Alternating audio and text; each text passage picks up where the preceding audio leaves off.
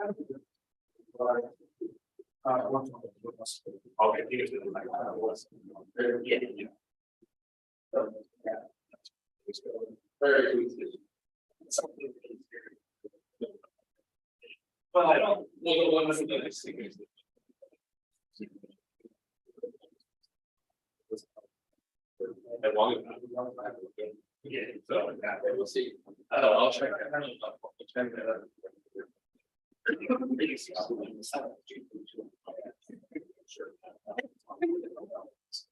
Yeah.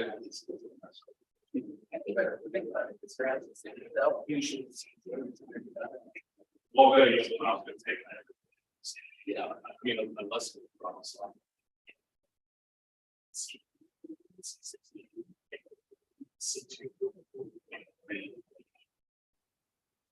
But that's just, yeah. Yeah,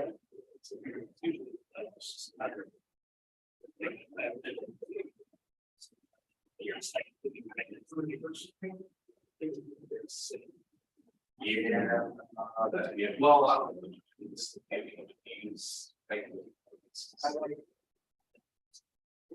yeah, there it is. I use very clearly. I'm not. It's so. Yeah. Always see. Actually, no, that is.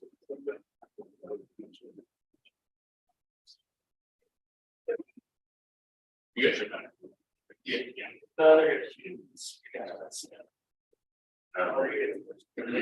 Yeah, well, now the oxides on the radius, they said that the yeah, it's part of it.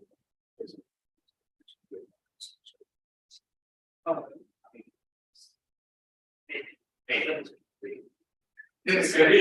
It's so bad. Yeah, it's this slide. I'm gonna take it slide right off. Sideways. What?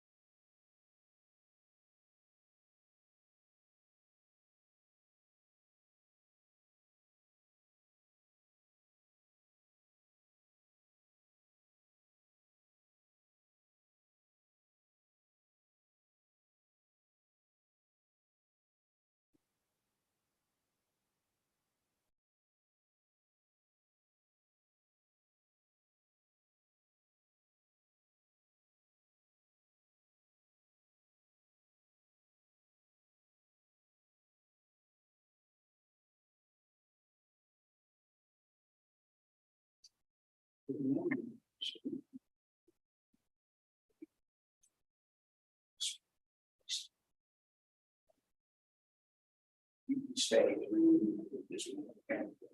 Yeah. Maybe see what they have just set.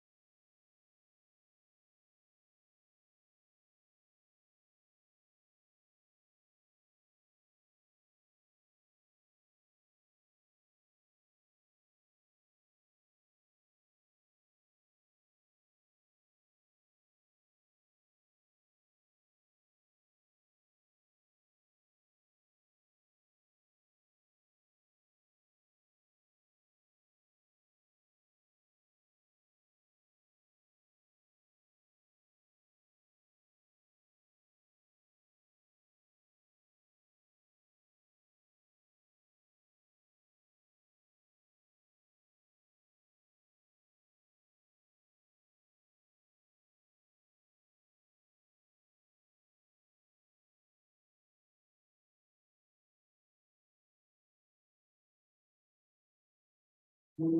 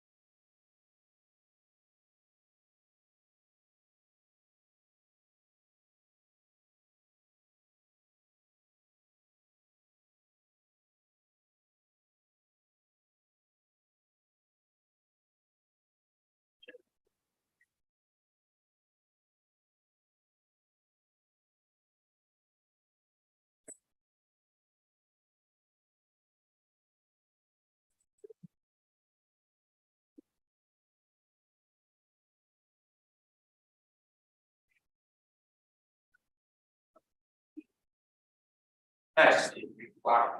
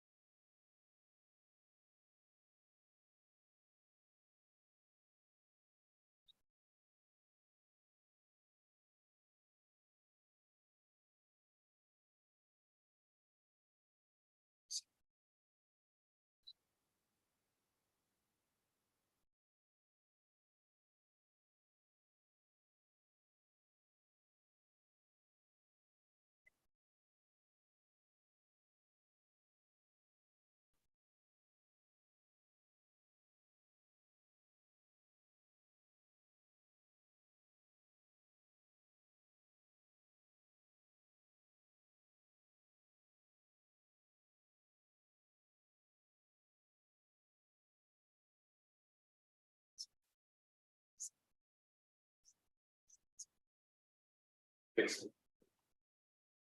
Oh, I noticed that. Yeah, it's now, yeah, it's. Well, that's. Yes. But I looked at that yesterday, like, wait, like, and then I looked at my phone. Okay. Yeah, it's the news here. Or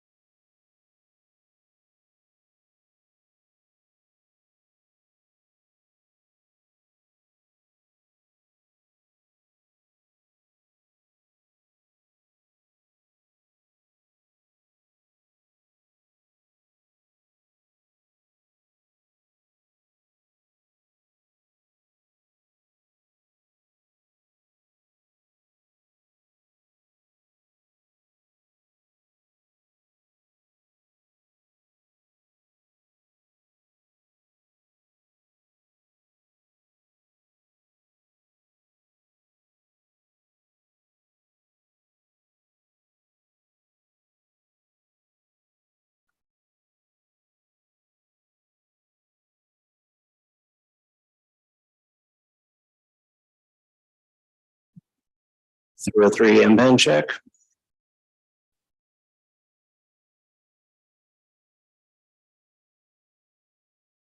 Through a 3 podium mic check.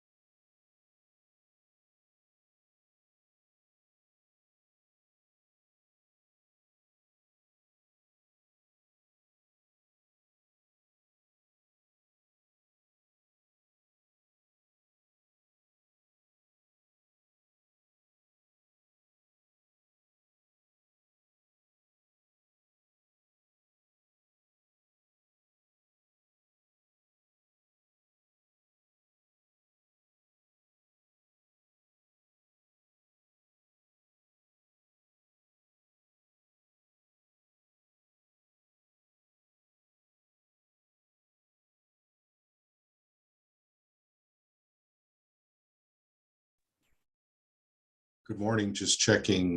This is Dan Kirschner with the Northwest Gas Association. Just checking you can hear me and see me fine. Anybody there?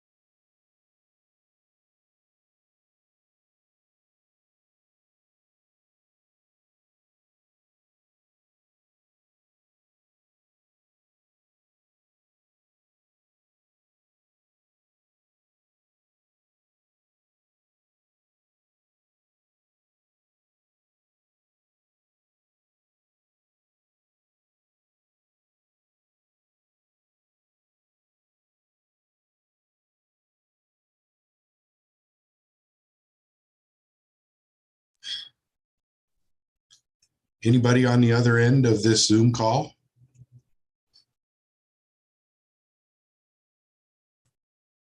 Hello?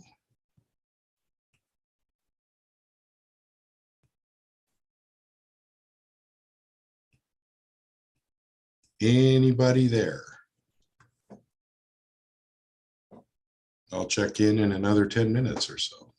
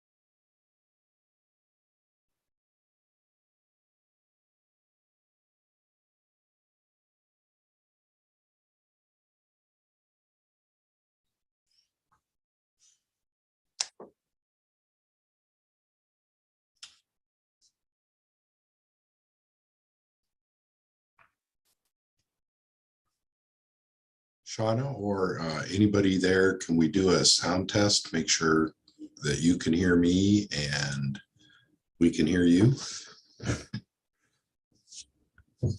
Anybody on the other end there? I'm muting it. There's Michelle. Hi, Michelle. Hey, can you hear me okay? I can. Yeah, good to see you. Good to see you, Dan. I can hear both of you just fine. Yeah, great. Good. All right. I was beginning to wonder if I was having an audio Me too. for a while. So great. Thanks for connecting. Okay, great. Hey, Matt. Afternoon or morning still, I guess. Matt,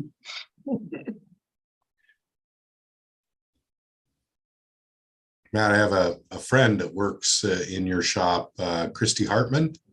Oh, yes. Yeah. It is on her behalf that I am here. So Yeah, it's a pleasure. good. Work with Yeah. Now, Well, I can't hear them. Can y'all hear them yet? I can't hear anybody but us. Okay, Same. want to make sure. And are we the only three? We're the three virtual. Is that right? I think that's correct. Okay.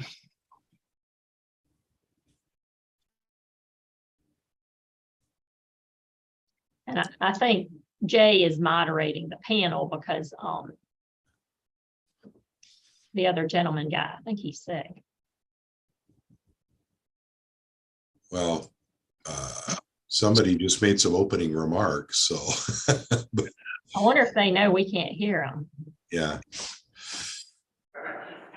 All right, good morning, everyone. And thank you, Vice President Johnson. And as he mentioned, so I am Jay Velasquez. I am former commissioner from Washington State. I served from 2017 until March of this year, and now I am out on my own doing consulting.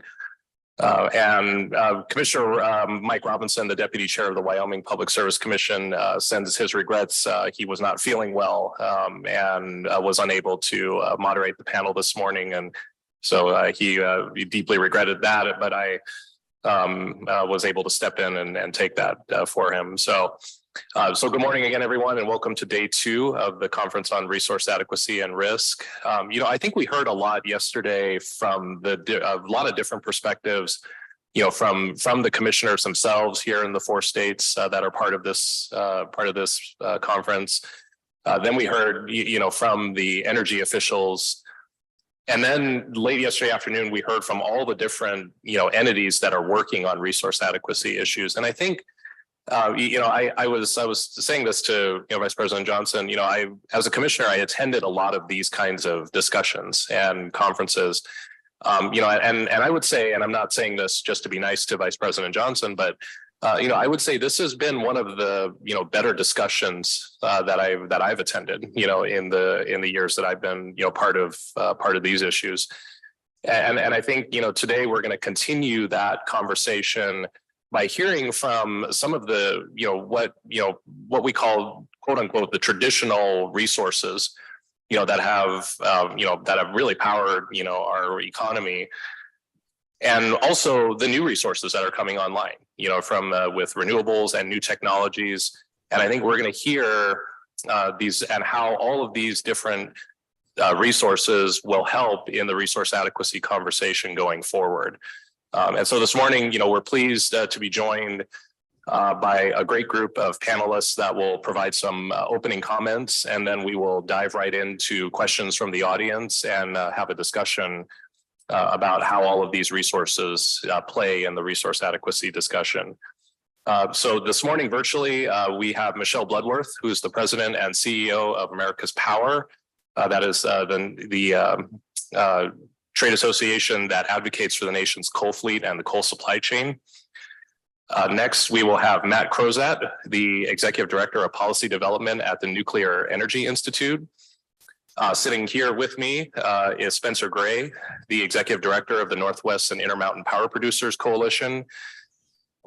Excuse me. And then finally, we will hear from Dan Kirshner, who is the Executive Director of the Northwest Gas Association. And so, as I said, each panelist will provide just a quick opening, some opening remarks and presentations, and then we will dive into questions and discussions. Michelle, I will turn it over to you, and the floor is yours.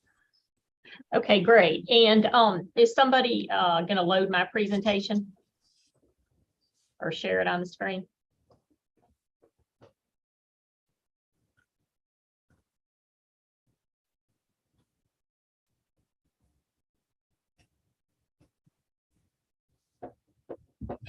All right, well, Jay, while she's sharing the presentation, first of all, I wanted to tell everybody, although I couldn't be there in person, I really appreciate the opportunity to participate virtually. I want to thank Commissioner Johnson and Commissioner O'Donnell for inviting me to participate.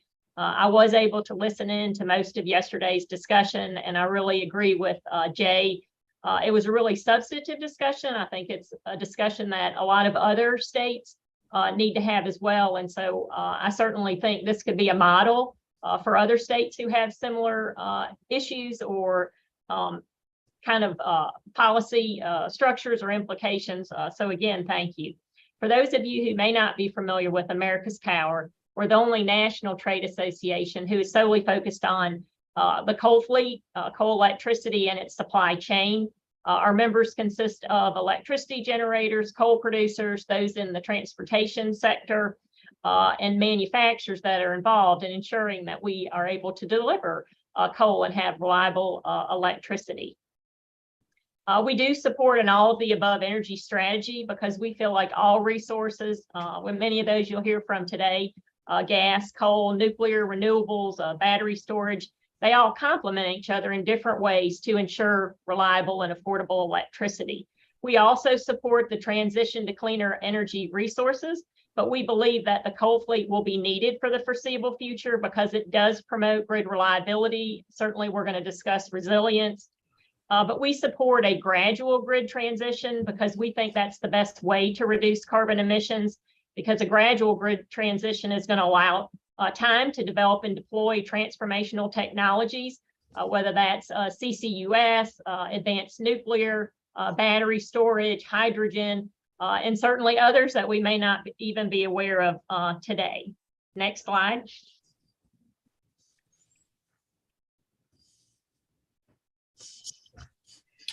We do feel like the coal fleet is important for many recent reasons. Resource adequacy, certainly a lot of discussion about accredited capacity. The coal fleet, certainly natural gas and nuclear all provide a significant amount of capacity. And we all saw what happened in California and also MISO, which has a shortage of capacity. The coal fleet does provide critical mass, inertia, voltage stability, but essential reliability services, many of those that we took for granted when we had a lot of traditional thermal resources. And as we lose those, we need to make sure that we continue to develop and ensure we have those attributes that we are currently losing. Fuel security, certainly a lot of discussion as we become more and more dependent on intermittent resources and also natural gas. The coal fleet does provide a lot of fuel security because it has on-site stockpiles of coal. There are other reliability attributes. MISO is doing a pretty deep dive and analysis on, in addition to essential reliability services, as thermal resources are retired, there are other attributes that they've identified that are going to be critical in the near term and also long term. Affordability, certainly we've seen a lot with certainly Europe, invasion of Russia into Ukraine, certainly very high natural gas prices, high electricity bills going into this winter. The coal fleet, if you look at over the past 14 years, inflation adjusted, coal prices are lower than they were 14 years ago, and coal prices have been stable over the long term. Resilience, certainly during extreme events, whether that's bomb cyclone, polar vortex, or even this recent storm Uri, Natural gas, certainly nuclear as well, performs very well during extreme weather, again, because it does have on-site fuel. Optionality, we do think that the coal fleet, as we move to cleaner energy resources, more intermittent generation, the coal fleet and the coal supply chain, it already has existing infrastructure. We don't have to add new infrastructure. And so taking advantage as more and more gas comes online, the coal fleet certainly can help natural gas, because every coal plant that's retired puts more and more pressure and the need to build more and more storage and also natural gas infrastructure. I've always been a strong believer that resource diversity, because again, no resource is perfect. And so the more that you have, the better it is for the region or for your state. Next slide.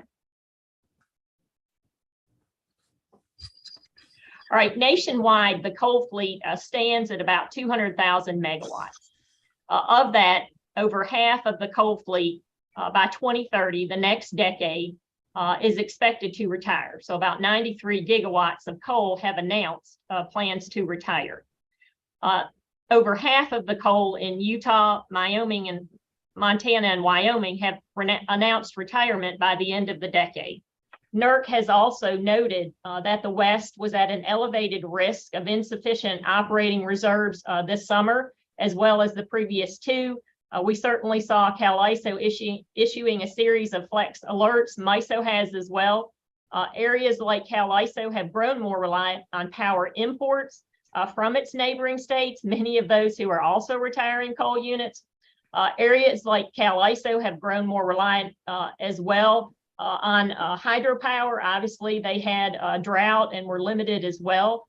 But they also are losing fossil fuel plants, many of those natural gas that are needed to provide the flexibility and the dispatchable attributes that they have. Also, be on the lookout for NERC's long-term reliability assessment, their LTRA. It's going to be out next week.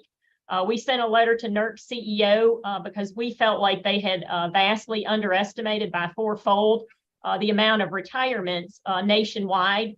Our understanding, and we expect them to increase that from 25,000 between now and 2030 to 100,000 of announced retirements. And certainly, I expect that they're going to issue larger warnings outside of the regions that were in last year's LTRA. We've spent a lot of time with grid operators, state utility commissioners, NERC, FERC, really expressing our concern with the pace of the accelerated coal retirements and also the pace of the transition, because I know all of us want to ensure as we go through this transition that we continue to provide reliable and affordable electricity. We also are paying very close attention, I'll talk about in a minute, to forthcoming EPA regulations, because the announced retirements that I just mentioned, the 93,000, they do not take into account about 6 EPA regulations that EPA has not contemplated, but they have said there are going to be forthcoming, which we expect could cause a significant amount of additional coal retirements that have not been incorporated into state or grid operator planning. Next slide. All right, as you can see from this slide, as I mentioned, we have about 200,000 megawatts of coal. With announced coal retirements in 2030, that number will be basically cut in half. Just with one of the EPA rules, EPA has only estimated coal retirements for one of these 6 rules, which is the ozone transport rule. They estimate that rule will cause 23,000 megawatts of retirements as early possibly as 2025. Then if you couple that on top of the Inflation Reduction Act, which certainly has a lot of incentives and will increase the penetration of wind and solar. If you combine that with future EPA rules and how they might promulgate those rules depending on the flexibility or the stringency, you can see that it could be a massive amount of coal retirements, again, that have not been incorporated into utility or grid operator planning by 2030. And again, this is just an illustrative chart. We are hopeful that states, utilities, grid operators will put in place, including FERC, market reforms that will slow the pace of coal retirements that are retiring prematurely. Next slide.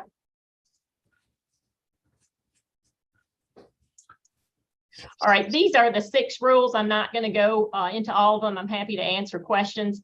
But these are the 6 forthcoming rules that will be coming forward. 2 of them have already been released. And then next year, the remaining ones, EPA has estimated that they will be finalizing those rules as well. So there are about 92,000 coal plants at risk of having to install more emission controls for NOx and SOx. So we basically looked at every coal unit in the United States and looked at those that either didn't have SO2 or NOx control, baghouses, scrubbers. That does not include the coal plants that may be at risk from coal ash rules. There are 2 of those, the CCR rule and ELG. And the most important thing for all of you to remember is we also kind of analyzed when companies would be required to implement and comply with those rules. And so the majority of those rules, utilities and generators, is in the 2026 to 2028 timeframe. A timeframe, as MISO is looking at, is when they're going to need to build probably a lot more generation than they think is possible based on announced coal retirements. So again, this certainly could be a larger threat to maintaining reliability in the West and certainly throughout the United States. Next slide. MISO, because they have estimated, certainly they already have a shortfall now. So MISO has estimated between now and 2040, based on utility state decarbonization goals, what's in utilities IRP, what they plan to build. They've done a pretty in-depth survey between now and 2040 of their utilities plans, but they have basically identified a shortfall of about 71,000 megawatts in their system, which is pretty scary. But these are the 6 attributes that they have initially identified as what they are worried that are going to be losing more than what is being added. One of those is fuel assurance, energy adequacy. A megawatt is only as good as the fuel that's behind it. Making sure that they have availability, which is basically capacity, which we are seeing a shortfall. Certainly a good example is CAISO, California. Long duration energy at high output. Certainly the coal fleet actually is very strong at providing 5 of these 6 attributes. Rapid startup, a lot of talk about flexibility as we have more and more intermittent generation, ramp up capability. Many people don't realize the coal fleet is capable of ramping.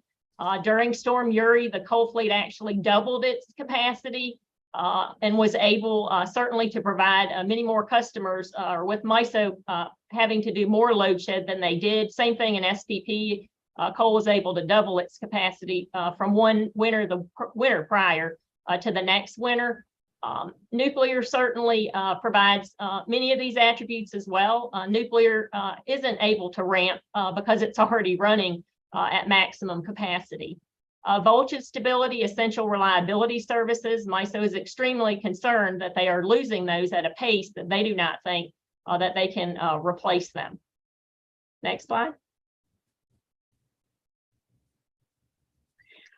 So in closing, we just want to ensure that we are working, and I know together with all of you and other policymakers, to make sure that they recognize the critical role that the coal fleet plays, and also ensuring that we keep that coal supply chain healthy, because we do believe that coal is going to be needed now and certainly in the future. We do feel like it's going to be challenging to have enough conventional resources to balance and maintain reliability and resilience. In doing so, we think policymakers will understand that our nation's coal fleet has a place in America's energy grid during the transition. It's certainly proven that in recent months. And we think with the right signals and steps and the right investment in technology, we want to make sure that policymakers and state utility commissioners don't rule out advanced coal technologies for all those attributes that I just went over. We certainly believe in innovation, not innovation, and we think we need all resources. And we need to make sure that we have the pace of the grid transition is not too fast, where we are not continuing to keep the lights on. Again, I really appreciate the opportunity, and thanks, Jay. Great. Thank you, Michelle. And we'll save questions until after all the presenters are done, and then we will get into the discussion. So now I want to turn the floor over to Matt Crozat from the Nuclear Energy Institute, and interested to hear nuclear energy's perspective in this conversation. So Matt, the floor is yours. Thank you very much. I appreciate the opportunity. If we could pull up my slides. I am at the Nuclear Energy Institute, much like Michelle. We're the trade association for the nuclear industry in the United States. So we represent companies that own and operate nuclear plants, that design them, that build them, that service them, and the like. I want to cover two things today in my remarks. First, I want to make sure we have an understanding of what nuclear energy's role is today in our power system. And then I want to provide some perspective on what we're seeing coming into the next decade and even further into the future. Let's go to the first slide. Right now, we have 92 nuclear plants in 53 sites, I think 26 states across the country. As you can see, they're primarily in the East and the Midwest, some on the West, not so much Montana. I'll notice you got a nice little buffer around you, but we'll get to that in a minute. Nuclear provides about 20% of the US electricity, not about 50% of the carbon-free power in the country. Each plant is run by something on the order of 500 to 1,000 people who work there, full-time jobs that pay higher than the communities they live in primarily. Let's go to the next slide. What we've seen from the nuclear fleet over the last 20 years in particular is we've gotten much more efficient in how we operate these plants. So this is the capacity factor, which is the percent of the time that the plant is running during the year. And basically, these plants run over 90% of the time. For the most part, the only time they're not running is when they're taken offline for scheduled refuelings, which happen about every 18 months or so. We'll lose some every now and then for a mechanical failure, but they come back up in a day or two most of the time. So these were providing reliable baseload power, and it does so consistently across the US. Let's go to the next slide. We've also seen a considered effort to ensure that these are competing on the marketplace as well. We've seen costs down by about 33% to operate these plants over the last 8 years or so. Part of that is we've seen a whole wave of investment that's already taken place in the plants, but also becoming more efficient of how we use our people. That blue band of cost that you see for operating these plants, most of that is in salaries and payment in going to the workers who operate these plants, as opposed to fuel or other kinds of inputs, which makes them very strong economic contributors to the communities in which they operate. And so with this backdrop, we're now beginning to see companies take a look at what nuclear can mean for them going forward. Let's go to the next slide. First of all, these plants can operate for quite a long time. There's so much capital replacement of the machinery over time that these plants are, in many cases, in most cases, aiming to operate for 80 years, perhaps even more. We asked our members who own and operate nuclear plants what their plans were for nuclear into the future. And this was before we had the Inflation Reduction Act and some very promising incentives for new nuclear in that package. But it was after most of these companies had already made commitments to reduce carbon emissions later in the century, by 2050 or so. And what they found was that they needed something that looked like nuclear, that could provide reliable power around the clock, around the calendar, while also not exposing them to additional emissions. So it started with operating the plants longer. So I said 80 years, subsequent license renewal is the plan that is part of that. They also said that they were looking at something on the order of 90 gigawatts of new generation from nuclear. But in perspective, that's about what we have today. So a doubling of the fleet in the coming decades. And a lot of this is looking not so much as the reactors we have today, but at smaller designs. Let's go to the next slide. Small modular reactors and advanced reactors. So much of the technology development has been aimed at trying to simplify the designs and enhance the economic attractiveness by creating a design that allows the nuclear plant to fit within the balance sheet of the companies that are looking at them, and also within the portfolio of generation that they already have. These are in many cases closer to the size of the kind of generation we have, and say some of the coal plants that Michelle is referring to that might be not part of the long-term future for some of these companies. Relying much more on factory construction and more accelerated timelines for deployment as well. And so this is creating a new picture for what nuclear might be looking like. And it's happening now. Let's go to the next slide. We have 20 projects in development right now in North America, as well as states are taking action to make that more attractive, both in terms of the kinds of analysis that they're doing to understand what the technology can mean for their state, and also the policies they're putting on the books. What we're seeing a demonstration, in some cases, more specific projects that are under development across the country. Idaho National Laboratory is, of course, a center for this kind of innovation and technology demonstration, but there's more than that too. Wyoming is a leader of an advanced reactor demonstration. Washington State. We're seeing great interest in Canada, including Western Canada. And what this is translating into is, or as a result of, is a range of new ideas and new companies that are coming to the fore. Let's go to the next slide. We have a new constellation of companies that are working on developing advanced nuclear technologies here. Some of these are well established. GE, Westinghouse have been stalwarts in the industry from the beginning. Some of these fall more along the lines of the kinds of Silicon Valley startups of projects that are backed by venture capital.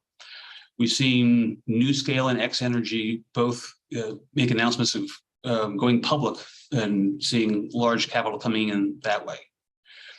And with this range of technologies and range of companies and range of ideas, let's go to my last slide.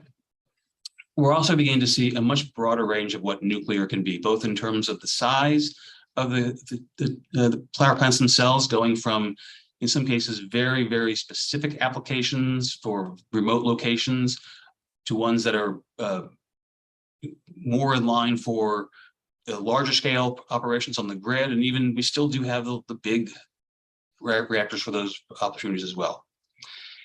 This is allowing us to think about different markets for where nuclear is going to be. Resource adequacy is often thought of in the power sector. That makes a lot of sense.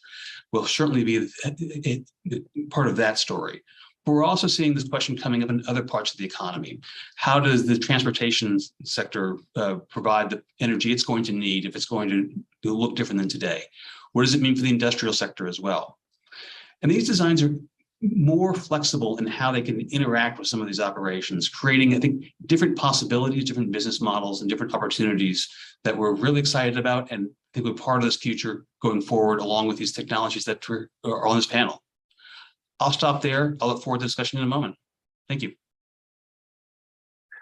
Thank you, Matt. Spencer, let's hear the independent power producer's perspective. Thanks, Jay, and thanks for hosting this conference here and for conceiving it, Commissioner Johnson. I'm Spencer Graham, the Executive Director of the Northwest and Intermountain Power Producers Coalition, or NIPSI.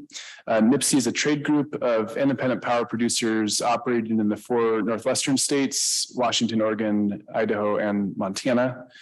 We're a technology neutral group, open to all types of generators.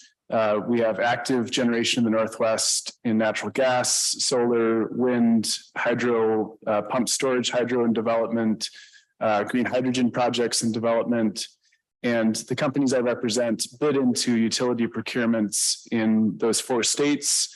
They also sell directly to large customers in some of the 4 states as well, including Montana. These several dozen companies are deploying capital across the West, many of them across the country, some of them across the world, into the types of generation that meet needs of customers. And those needs differ by time and by place. By and large in the Northwest, they are responding to customer demand for cleaner energy where the load centers are. And so much of the development happening through NIPSI members for new development is for renewable energy and storage. The existing natural gas fleet that's owned by independent power producers provides an essential role in the region and across the West in providing flexible, high capacity factor plants to keep the lights on. I want to emphasize a couple of things: that independent power producers respond to customers, both utilities and large industrial and commercial customers, and they also respond to cost incentives. The levelized cost of building a solar plant in the US has dropped 85% in the last 10 years. Imagine the price of gasoline dropping 85%. That is the reality that we're seeing for what it actually costs to deploy solar. We could have this conversation of the last couple of days 10 years ago, and that fact would have been entirely different. There are good reasons to deploy renewables 10 years ago, but the economic facts have changed in a way that's changed the industry, and I see that with my members. The levelized cost of electricity for deploying onshore wind has dropped 55% in the last 10 years. Again, a remarkable change in the cost of a commodity. Lithium-ion batteries have similarly dropped about 85% in the last 10 years. This week, there was a federal lease sale for offshore wind off the coast of Central California. Companies, including ones that I represent here, bid $700 million for the option to build offshore wind years from now. So the point I'm trying to make here is that independent companies who are deploying capital around the world have an incentive, a profit incentive, to find the highest return they can on generation resources to return it to investors in those companies. And they're innovating across the West. It's really heartening to see development in small modular reactors, in nuclear around the country. In NIPSEA's view, that's in the mix of all the types of generation resources that utility commissions should consider on a least cost basis for the ratepayers that you're trying to protect. Across the West, outside of California, because the California market's a bit unusual, about 1/4 of the nameplate capacity of power plants is owned by independent power producers. The remaining 3/4 is split about evenly between the investor-owned utilities, consumer-owned utilities, and the federal government with its large dams, especially in the Northwest. NIPSEA believes strongly in competitive regional markets. That's a core principle for independent power production in the West. That relies on effective regulation at the state level for utility procurement regulated by state commissions. It relies on effective regulation that Commissioner Danley walked us through, I think, very effectively yesterday at the federal level at FERC. And it relies on large transmission capacity to move power from the places it's easiest to produce and cheapest to produce to where people live. This is akin in Montana to the two largest sectors in the state for many years, both agriculture and tourism. Montana has relied on selling products to consumers who live outside of the state for grain, for livestock, and for people to come to see the vistas in Montana and to ski and to hike and to fish. Power is really no different. Montana's competitive advantage has existed in coal and hydro for many years. It also has an incredible competitive advantage for the world-class wind resource in the state that consumers in Seattle, San Francisco, Phoenix, all over the West will benefit from because it's so cheap and it blows so often. That's a primary reason that members of NIPSEA are investing in Montana.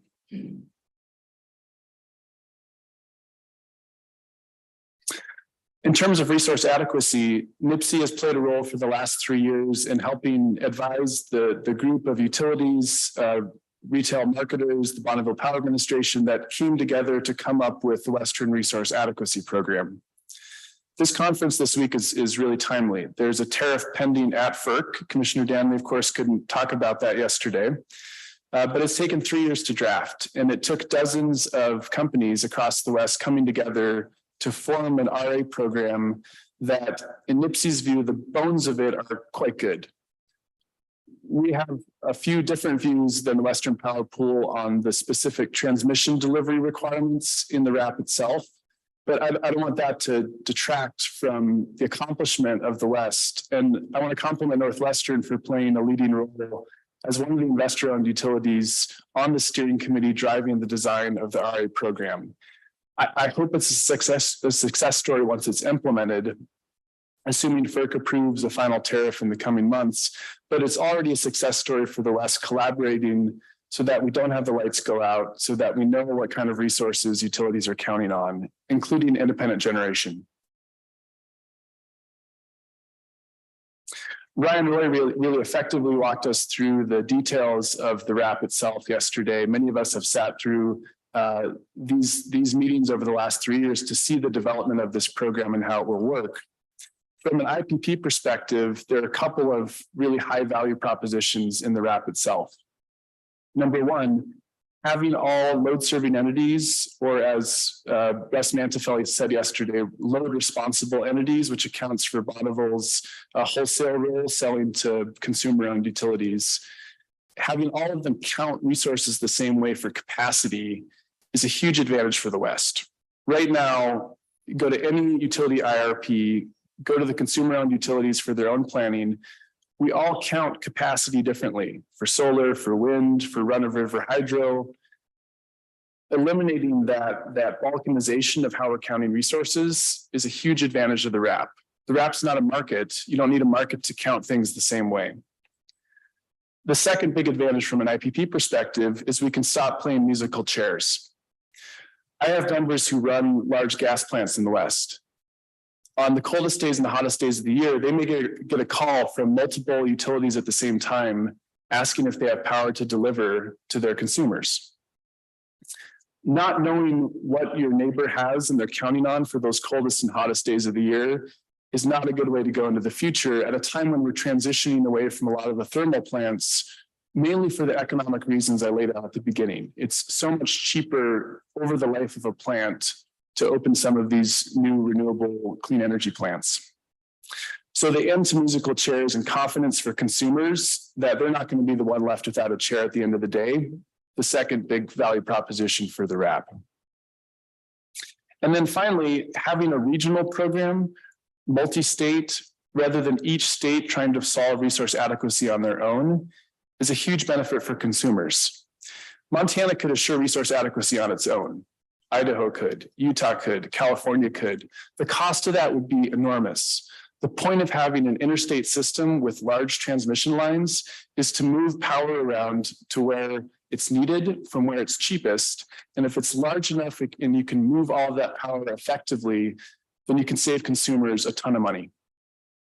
Finally, we're going to learn a lot about where there's transmission congestion in the West once the RAP goes into effect. Right now, we don't have visibility into the nature of congestion at different points in the West because we don't have large regional markets that are not bilateral. We have bilateral markets, but they're not organized in a way that we have visibility into where the pinch points are. So for all of those reasons, now is an exciting moment for resource adequacy. NIPSI wants the RAP to be successful, and I'm really pleased to be here for this conference today. Thanks. Great, thank you, Spencer. And now I will turn it over to hear the natural gas perspective from Dan Kirshner. Dan, the floor is yours.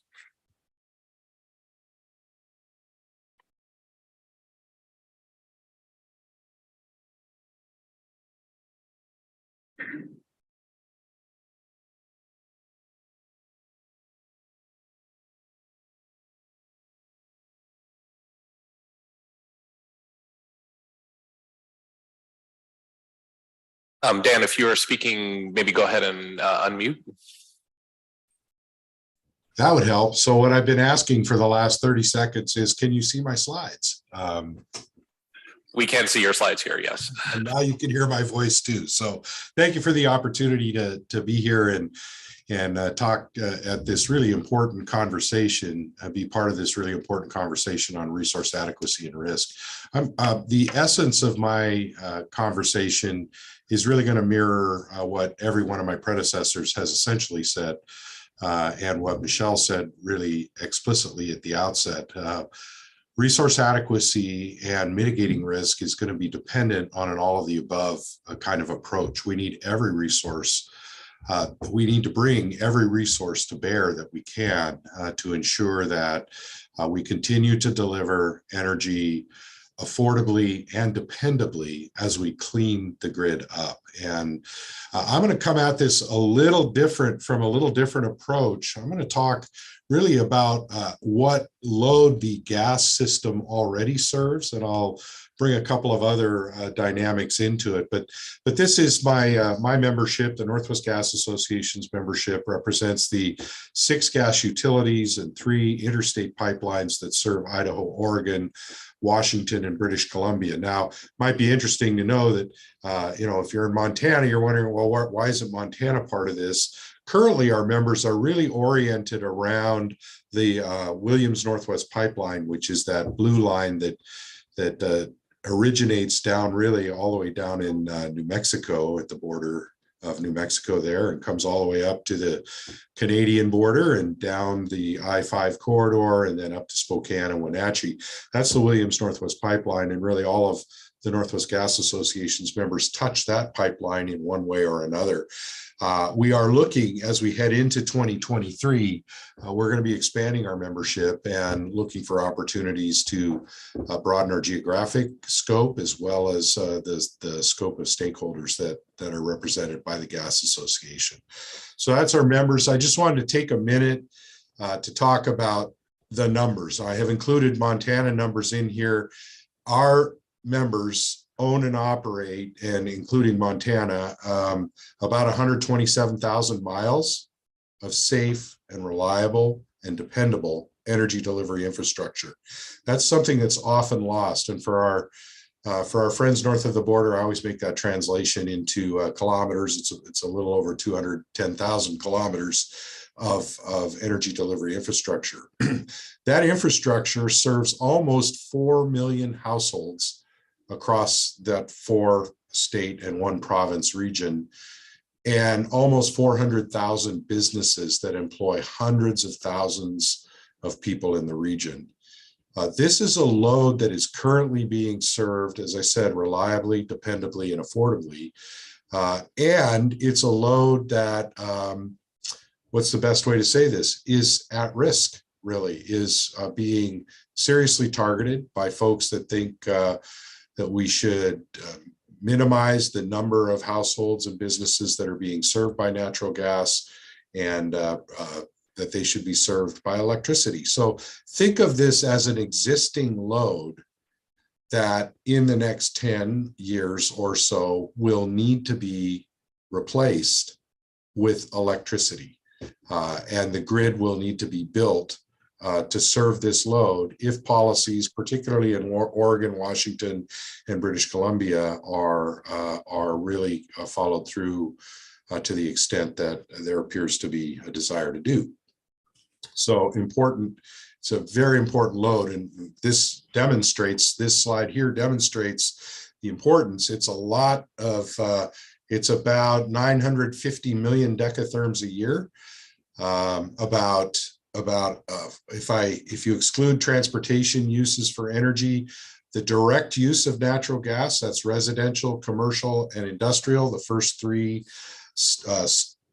parts of the stack here, represent about 45% of total end use energy consumption in our region.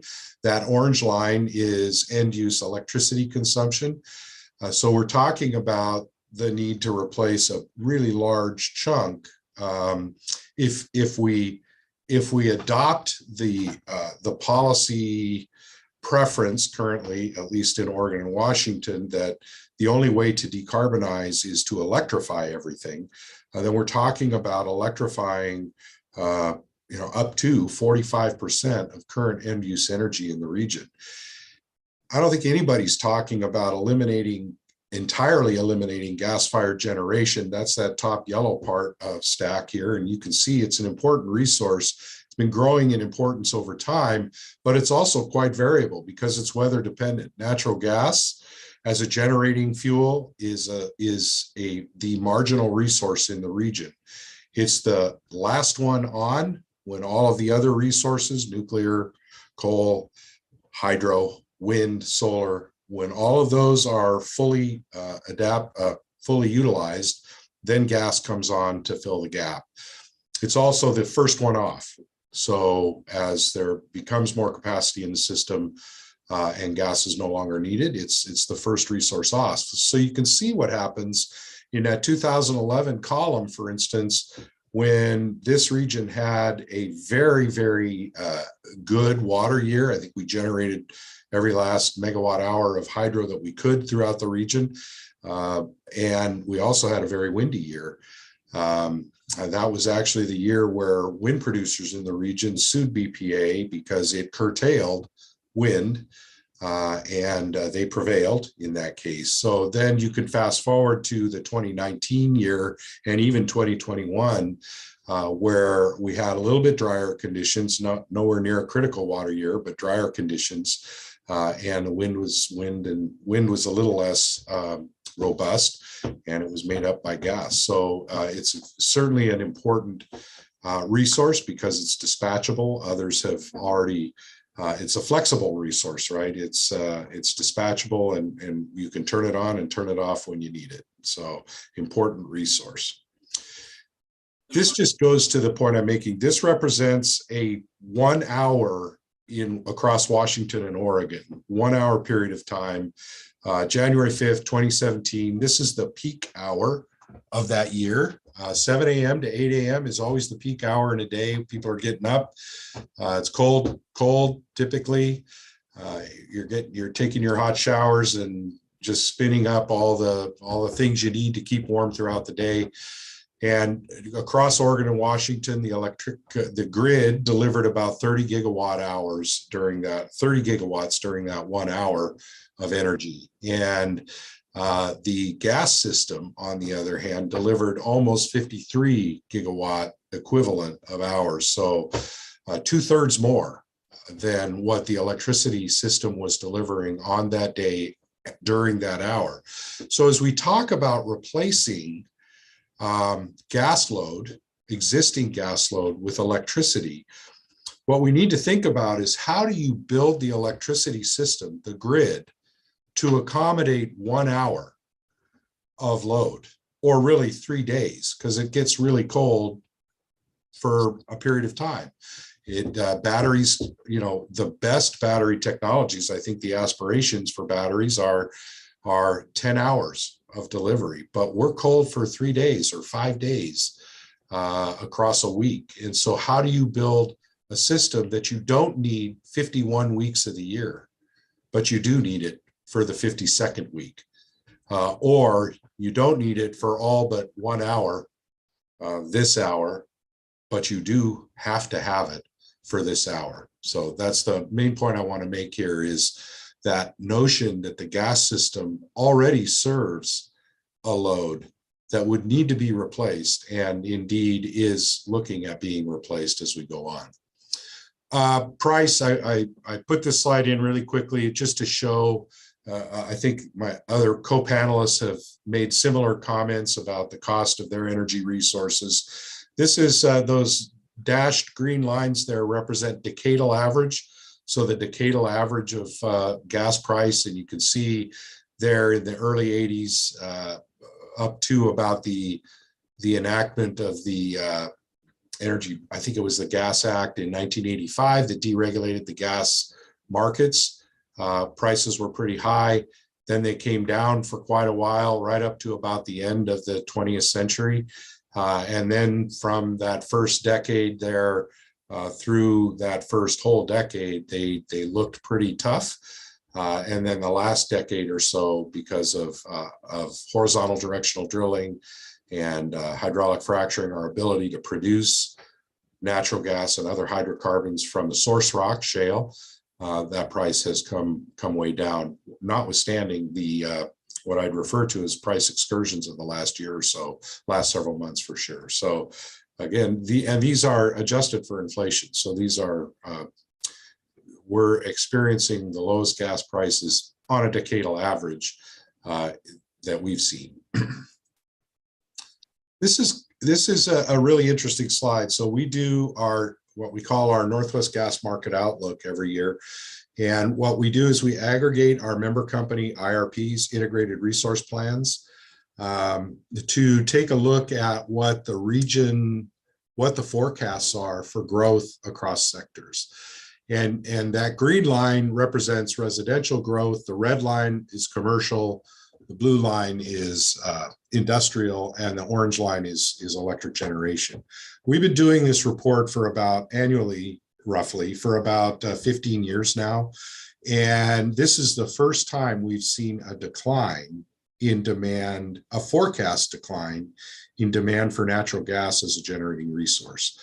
The other lines are pretty consistent with what we've seen over the last decade or so, about 1% growth in the residential sector, about 1% growth in the commercial sector, almost no growth in the industrial sector. But the surprising element here is the decline in forecast demand for gas as a generating fuel. And that doesn't mean we're not going to use gas anymore. You see, we're still using a remarkable amount, but driven by policy in Washington State, the Clean Energy Transformation Act, or CETA, and in Oregon, the Clean Electricity Act, are driving these kinds of decisions to say, well, if we're going to be 100% clean by 2040 or 2045, 2040 in Oregon's case, 2045 in Washington's, 100% clean, then we're going to need to rely less and less on a fossil generation, including natural gas. But there's no assumption that we won't use it at all. I think the big assumption that's driving this downward slope on the line is it will become even more of a backup resource, the firming resource, if you will, for the really vast renewable builds that Spencer's stakeholders and other utilities in the region have to put together to comply with those laws. So really interesting slide here, and happy to answer questions when we get to that point. And I just wanted to leave that. So in conclusion, I'll just say, the gas system, 128,000 miles of safe, reliable, dependable energy delivery infrastructure that exists today to serve 4 million households and 400,000 businesses across this region, is a load that is already being served and can be decarbonized. Given the time and the resources to decarbonize, we can decarbonize the fuel that system delivers. It provides that system provides long duration energy storage, weeks of energy storage capability. And it's important to grasp that as we think about resource adequacy and mitigating risks.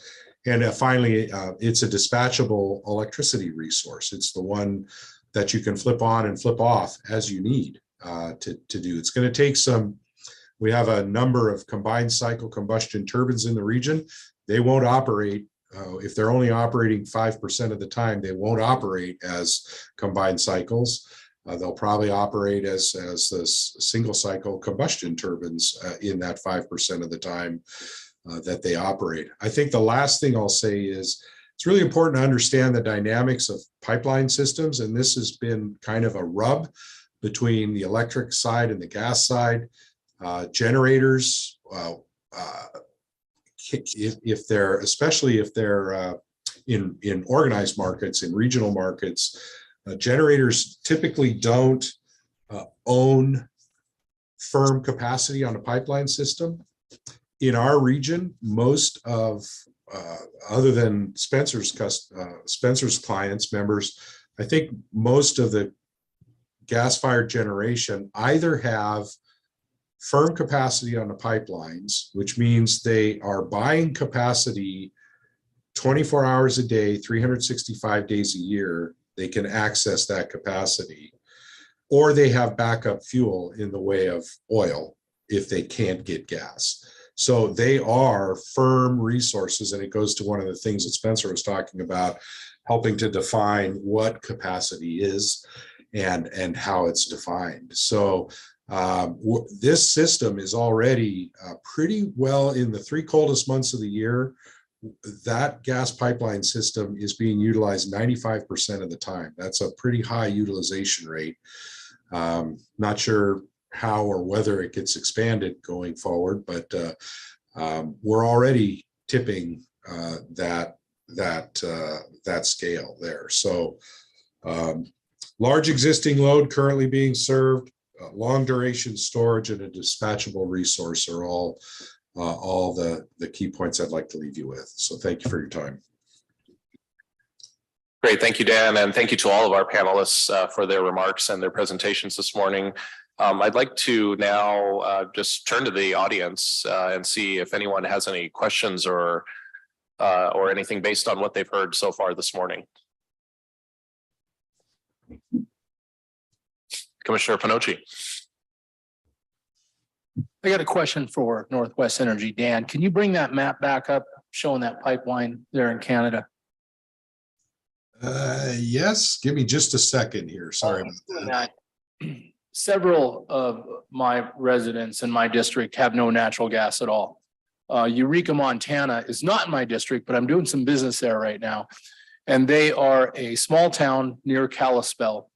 They do not have natural gas, but thousands of people live there. Businesses are struggling because they have to have propane. Propane's very expensive. You have to have tanks to run a business like a hotel or a gas station or a restaurant. Natural gas just fixes so many problems, right?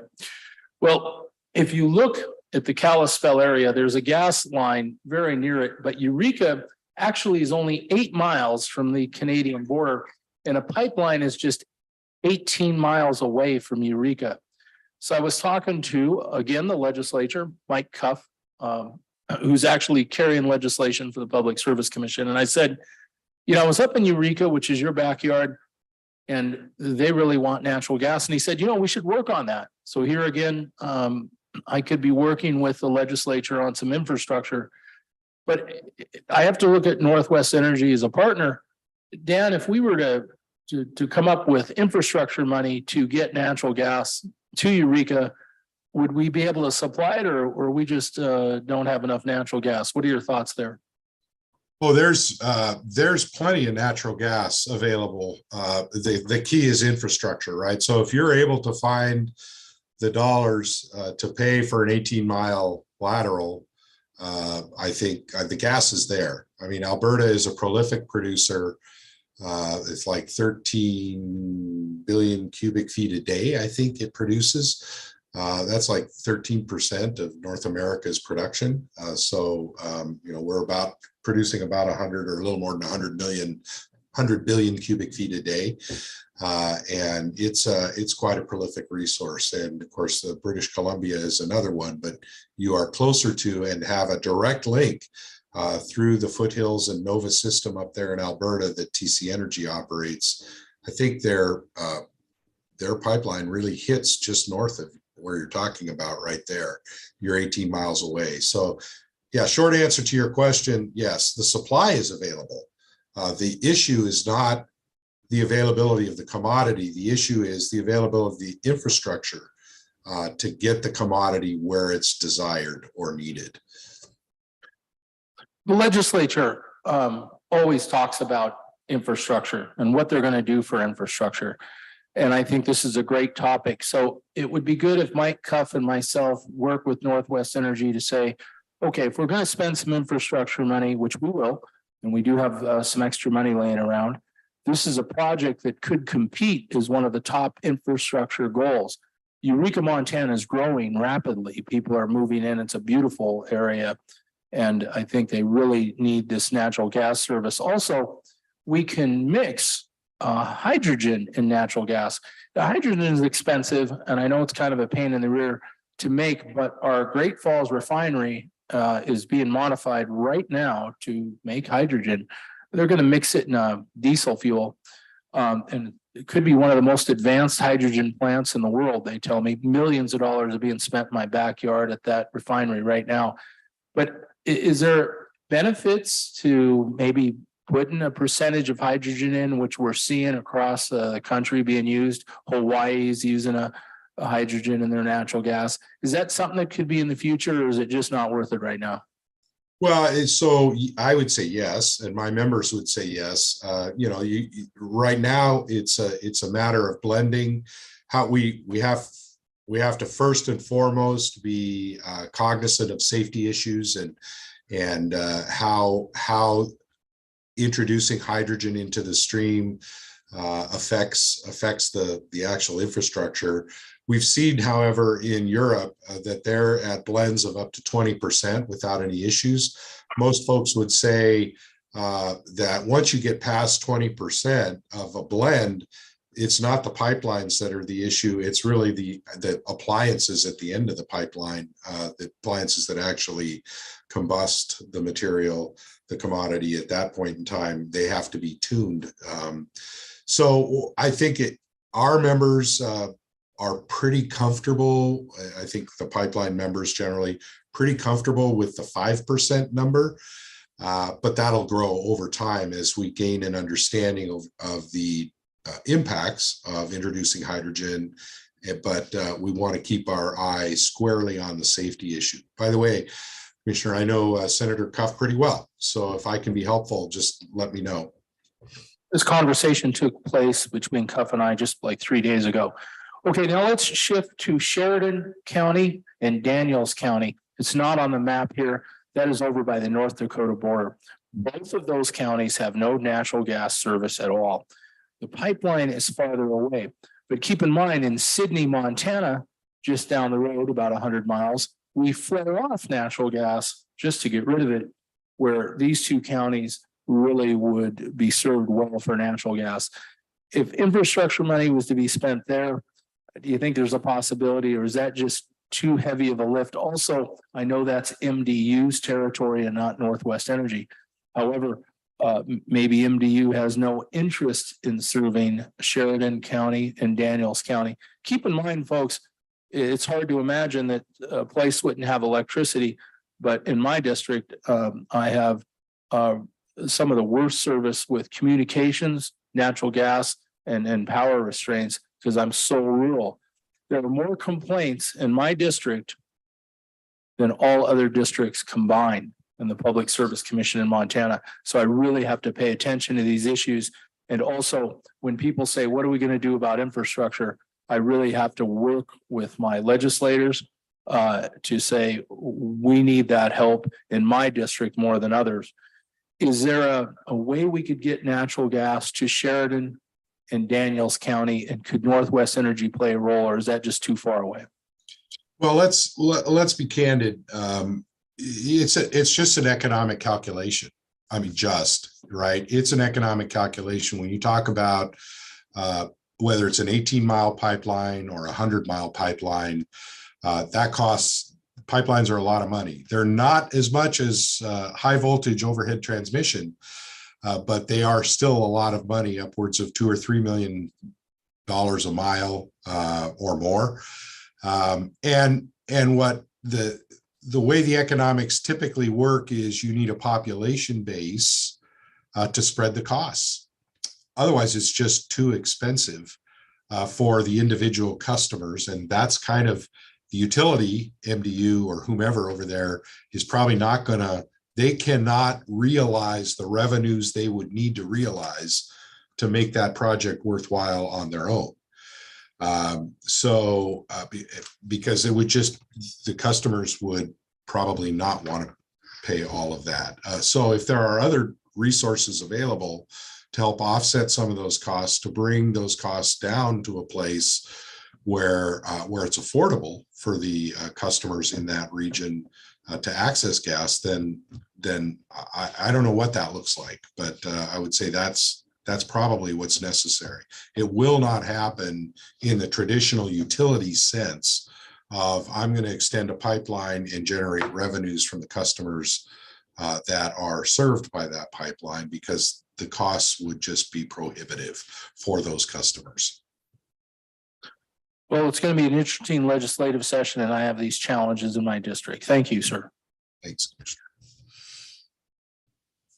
All right, thank you. Go ahead. Just a couple follow-ups. Could you leave that map up there that was? Okay, sure. Again, Mike Cashel, Northwestern Energy. A little bit about gas supply for Northwestern's customers. We actually have an interconnection at a point called Carway. We interconnect to TransCanada's transmission system there. And we've actually entered into a couple of different arrangements with TransCanada recently to increase our capacity coming in from the TransCanada system, about 41 million cubic feet per day. And that's coming online next year and then a year after that. So infrastructure is key because TransCanada actually had to make upgrades on their system as well as us making upgrades on the Northwestern Energy system in order to take that gas in. With regard to Eureka and other communities that are close by, we actually do provide gas service to Big Fork and also up into Kalispell. We've had conversations with some of these communities, and the conversation earlier is right on point. There's two things that needs to happen. First of all, infrastructure has to be able to get to these communities, and then there's the economic costs associated with that. So just following up on Commissioner Pinocchi's discussion, if there are significant funds available through any of the different mechanisms, that could be helpful in allowing us to expand a gas transmission system and distribution system up into those areas. So I think we would be in alignment with your thoughts there. And also just pointing out, the same as Dan, his comments, that infrastructure is really the key. While there's a lot of gas that's potentially available in the Alberta area, you got to have the infrastructure to move it.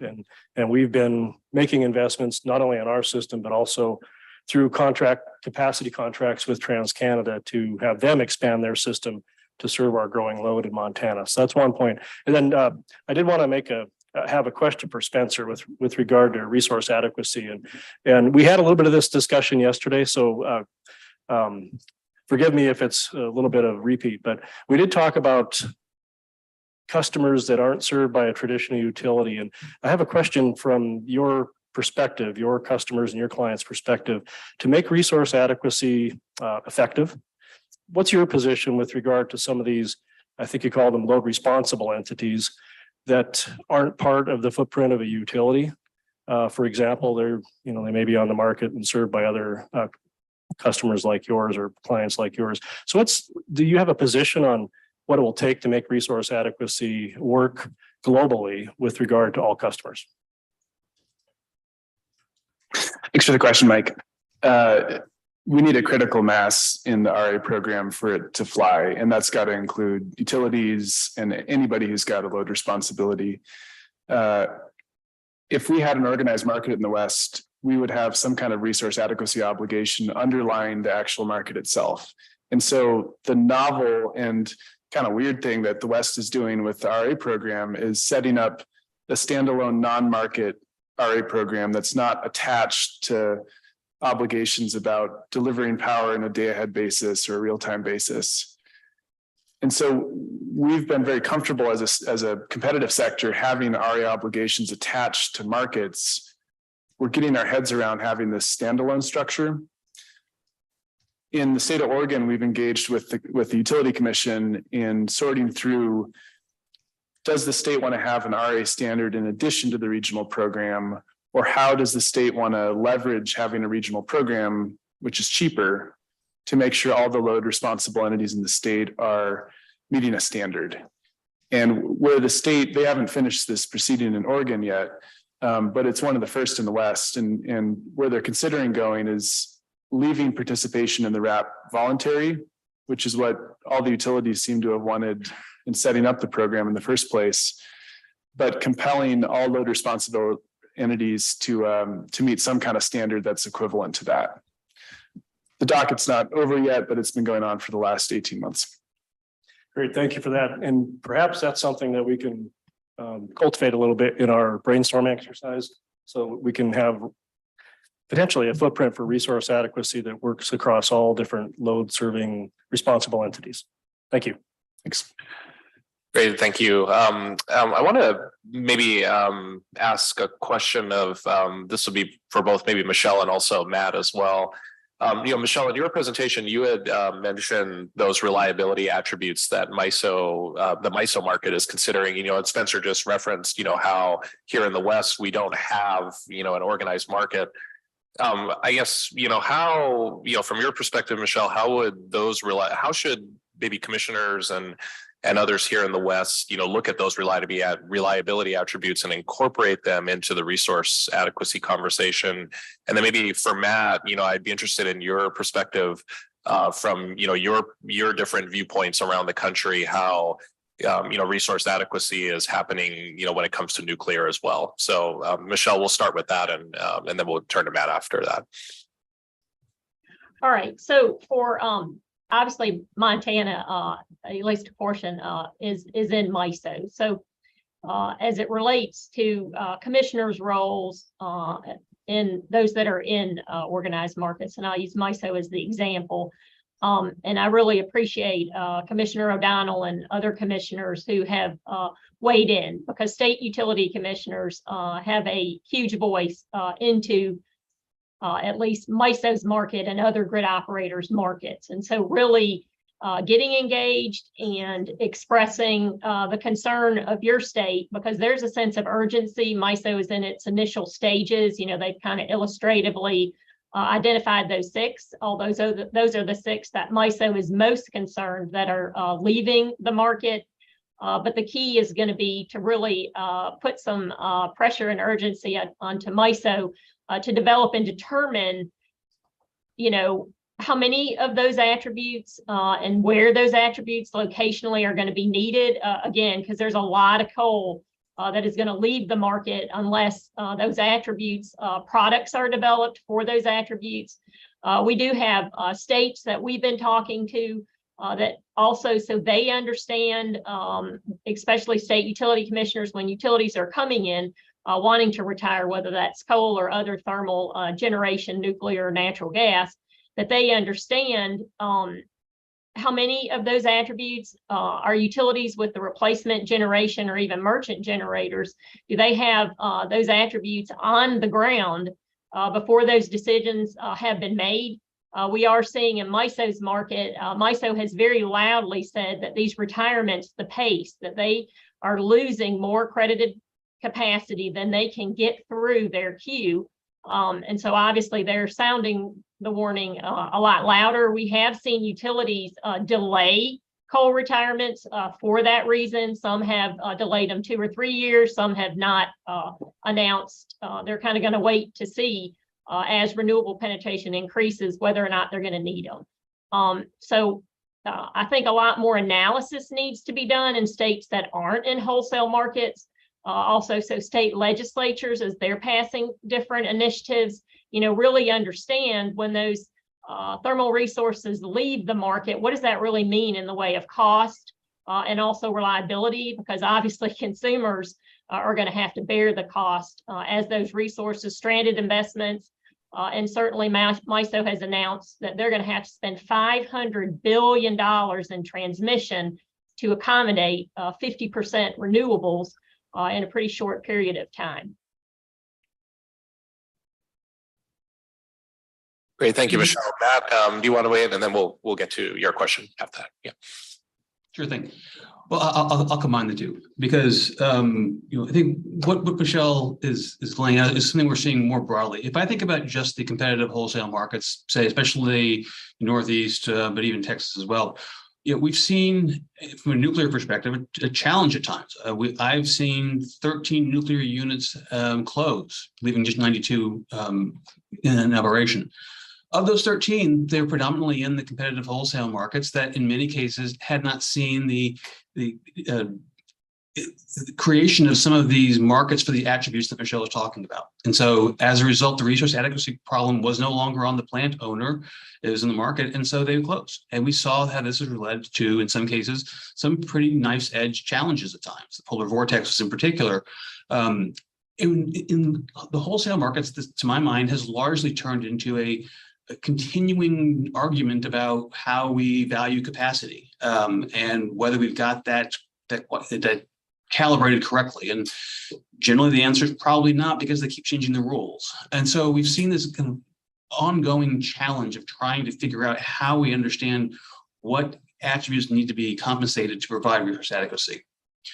When I look at the other parts of the country, those that are less reliant just upon the merchant markets and more have a role for the Public Utility Commission in long-term plannings and integrated resource planning in general, we've seen a much greater appreciation for nuclear's role as part of that long-term strategy for these regions. In particular, I found that the need for the utilities and the public utility commissions to look at the projections, the modeling of where demand is going to be needed and how it's going to be met is a valuable exercise that often you don't need the analog of it in the wholesale markets. They're assumed to work out themselves. And what that means is that as you have that forward-leading perspective of where this is going, it provides a broader lens to think about what those long-term investments need to look like. And nuclear is often quite valued in that context. Make one last point. As we see more variable resources come onto the system, I think the modeling tools that we use to understand what the system is going to look like, those need to evolve too. Dan showed in his slide the peak hour, 7 a.m., I think it was January 5th, right, 2017. That's been so long the anchor by which we think about, okay, how do I meet all of the megawatts in that moment? But as I add more variable sources, there's just more uncertainty around this. And so I need tools that are better suited to help understand how I think about the correlation of what's resources are available when, and how I build the infrastructure around that too. And I've been really heartened by the development of some of these tools, the modeling that we've been doing. I think does a better job of showing the value of what a firm, clean resource like nuclear or fossil carbon capture looks like in some of these scenarios where you see a pivot towards a lower carbon portfolio. Great, thank you. We had a question in the audience. Go ahead. Yes, Doug Grob, Northwest Power and Conservation Council. I noticed that as we have aspirational goals and we have both federal and individual state initiatives to particularly sequester or eliminate carbon from our portfolio, my question is I've seen in California a lot of difficulty in covering their issues during certain periods, particularly heat domes. And we saw one this fall just in September, as late as September. That's a little surprising to some degree.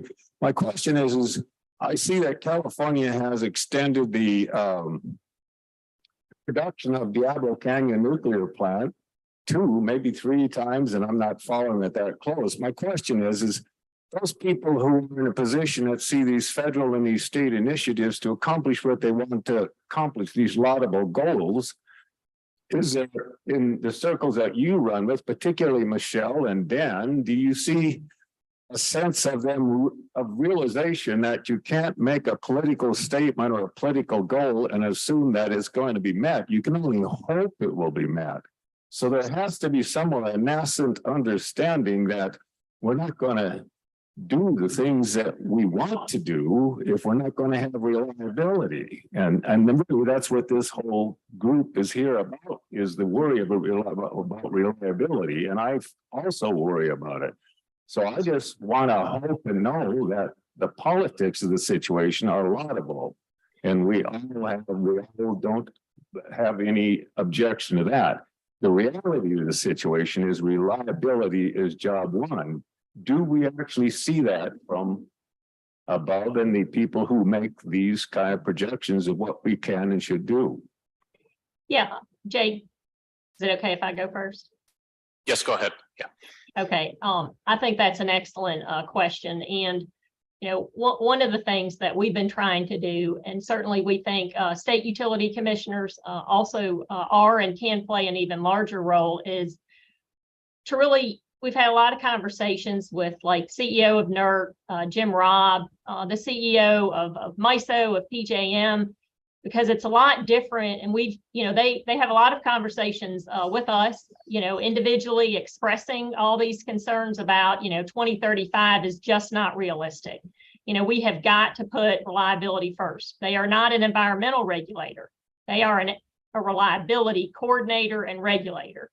And, you know, so what we're seeing is when you see Jim Robb on a panel and you see the CEO of MISO on a panel, you know, really expressing their state utility commissioners. You know, we've heard from FERC commissioners that we're headed toward a reliability crisis, Commissioner Christie, you know, so they certainly have a large voice. I think it's behoove upon all of us to continue to try to educate also state legislatures.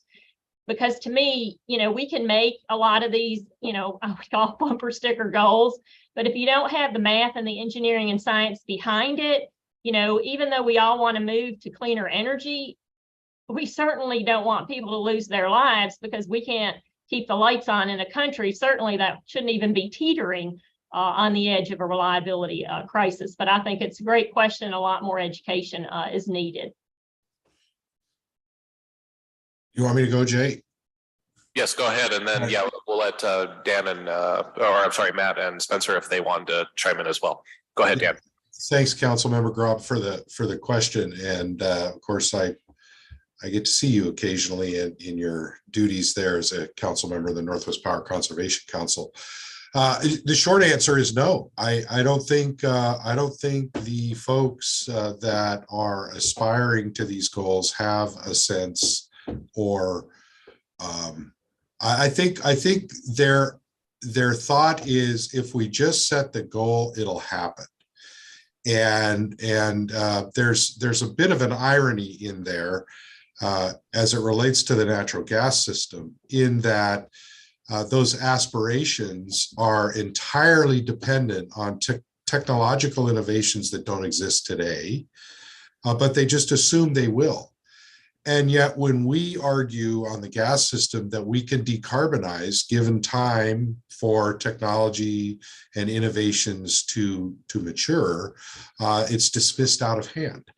And I think all you have to do is look at California in the US, at Germany and some of the Northern European countries, and driving toward these aspirations. And you can look at California in the last year or two, where they have extended the life of Diablo Canyon, which they didn't think they would. I think it's a terrific decision, where they have allocated $4.5 billion or something like that in the state budget to acquire peak generating resources, conventionally fueled, gas, diesel, etc., to ensure that they can keep the lights on during heat dome events.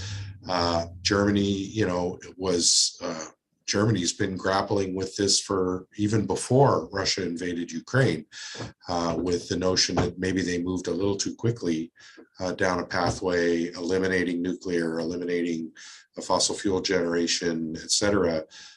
And they're finding they were risking the lights. The one thing I want to bring to bear in this conversation is, many of you are familiar with, or were at least familiar with Steve Wright, who was administrator of BPA from 1999 through 2012, I think, or something like that.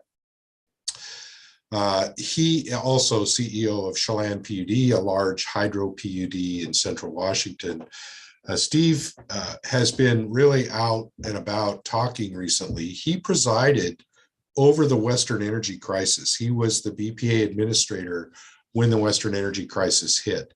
And he tells a pretty compelling story about presiding over the loss of 10,000 jobs of an entire industry, the aluminum industry, which Montana had one or two smelters, I think, because it became more profitable for the aluminum companies to sell their power contracts than it was to use the power to manufacture aluminum. So we saw an entire industry exit the region. And he talks about how wrenching that was personally when he was confronted by workers in the aluminum industry. And that was a result, he said, we had been having meetings like this one here on resource adequacy for a handful of years. We knew we were in a problem. And we didn't do anything except meet about it for years. And his comment is, this feels eerily similar today to that period of time. We're having lots of meetings. We're talking about resource adequacy, but we're moving slowly to really address the issues. And he's talking about a picture which exists today, that the Northwest grid, Western grid is at risk today without adding additional loads by electrifying transportation, which we should do, or electrifying buildings. It's a fragile system today. So I would say that, again, the short answer to your question, Councilmember Grob, is no, it doesn't appear that the engineering and science that Michelle referred to as necessary is being contemplated. It really feels like the objective here is we'll set the policies and we'll count on it happening. Hope is a strategy. I might add on to that, Doug. Thanks for raising that question. The idea of over time planning a shutdown of a nuclear plant and then changing your mind over the course of a few months with a lot of taxpayer subsidies to keep a plant open that I'm not aware was losing a lot of money. The plants that Matt described closing in the organized markets, they weren't economic in those markets, and there were economic reasons for the owners to shut them down. I tried to get my head around that, and California really put itself in a pickle. The good news, I think, is that kind of example points to the need for a regional program, and having people in the region like Steve, who lived through the power crisis in the leadership position, led to drafting the RAP in the first place. And so the good news that we have today that we didn't have 20 years ago is we have something in front of FERC where utilities and competitive marketers in the West are signing up to be subject to penalties if they don't go out and procure enough capacity to meet those standards. Should the standards only be for 7 months in advance, twice a year on a seasonal basis? That's a great design question, but we actually have regional agreement on a way to avoid that, so it's not just all talk. Matt, did you want to add anything? Maybe give you the last word. I appreciate that. I mean, I think what we're seeing is this is a complex problem. There are a lot of factors here that matter and need to be taken into account simultaneously. If you only focus on one dimension at a time, you can wind up with solutions like I'll point out with Diablo Canyon, California, where you didn't actually take into account all the factors sufficiently and until it was almost too late. I think as we look about what this kind of trend, this transition looks like, doing it in a way that is looking far enough ahead to anticipate where these problems can come, how to manage what happens when you add transportation to the electricity system, as Dan pointed out. What that looks like, I mean, I guess expecting it to work itself out is awfully optimistic. I think we need to be thoughtful about what this transition looks like and how we have the portfolio of technologies that are in place to be ready when that time comes, not after it's too late. Great, thank you. We are, I know we could spend a lot more time having this conversation and dialogue, and I think it's been a good one, but we are coming up on the end of our time for our panel here. So I want to thank all the panelists who joined us both virtually and here in person for taking the time to have this conversation. So let's give our panelists a round of applause. And so thank you, everyone. And with that, I will turn it to Commissioner Johnson. Hey, thank you, and your group, another great panel. So what we're going to do now is move to the next step portion of the program. Originally, we were going to do that after lunch, but I decided it's going to be better to hold y'all hostage to do that now and then. So we're going to turn.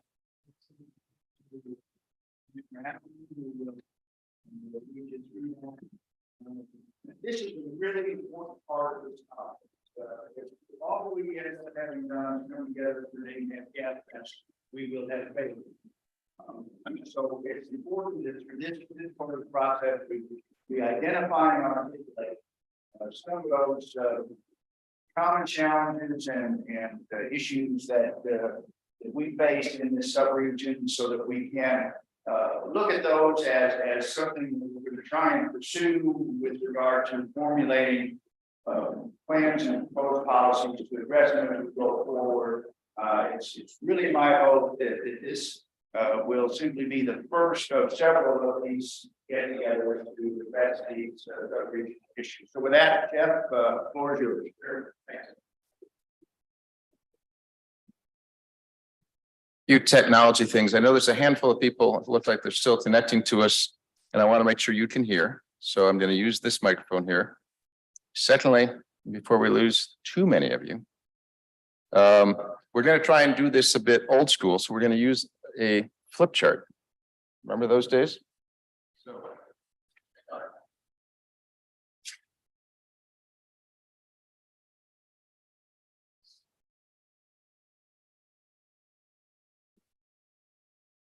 My house, we're moving furniture around.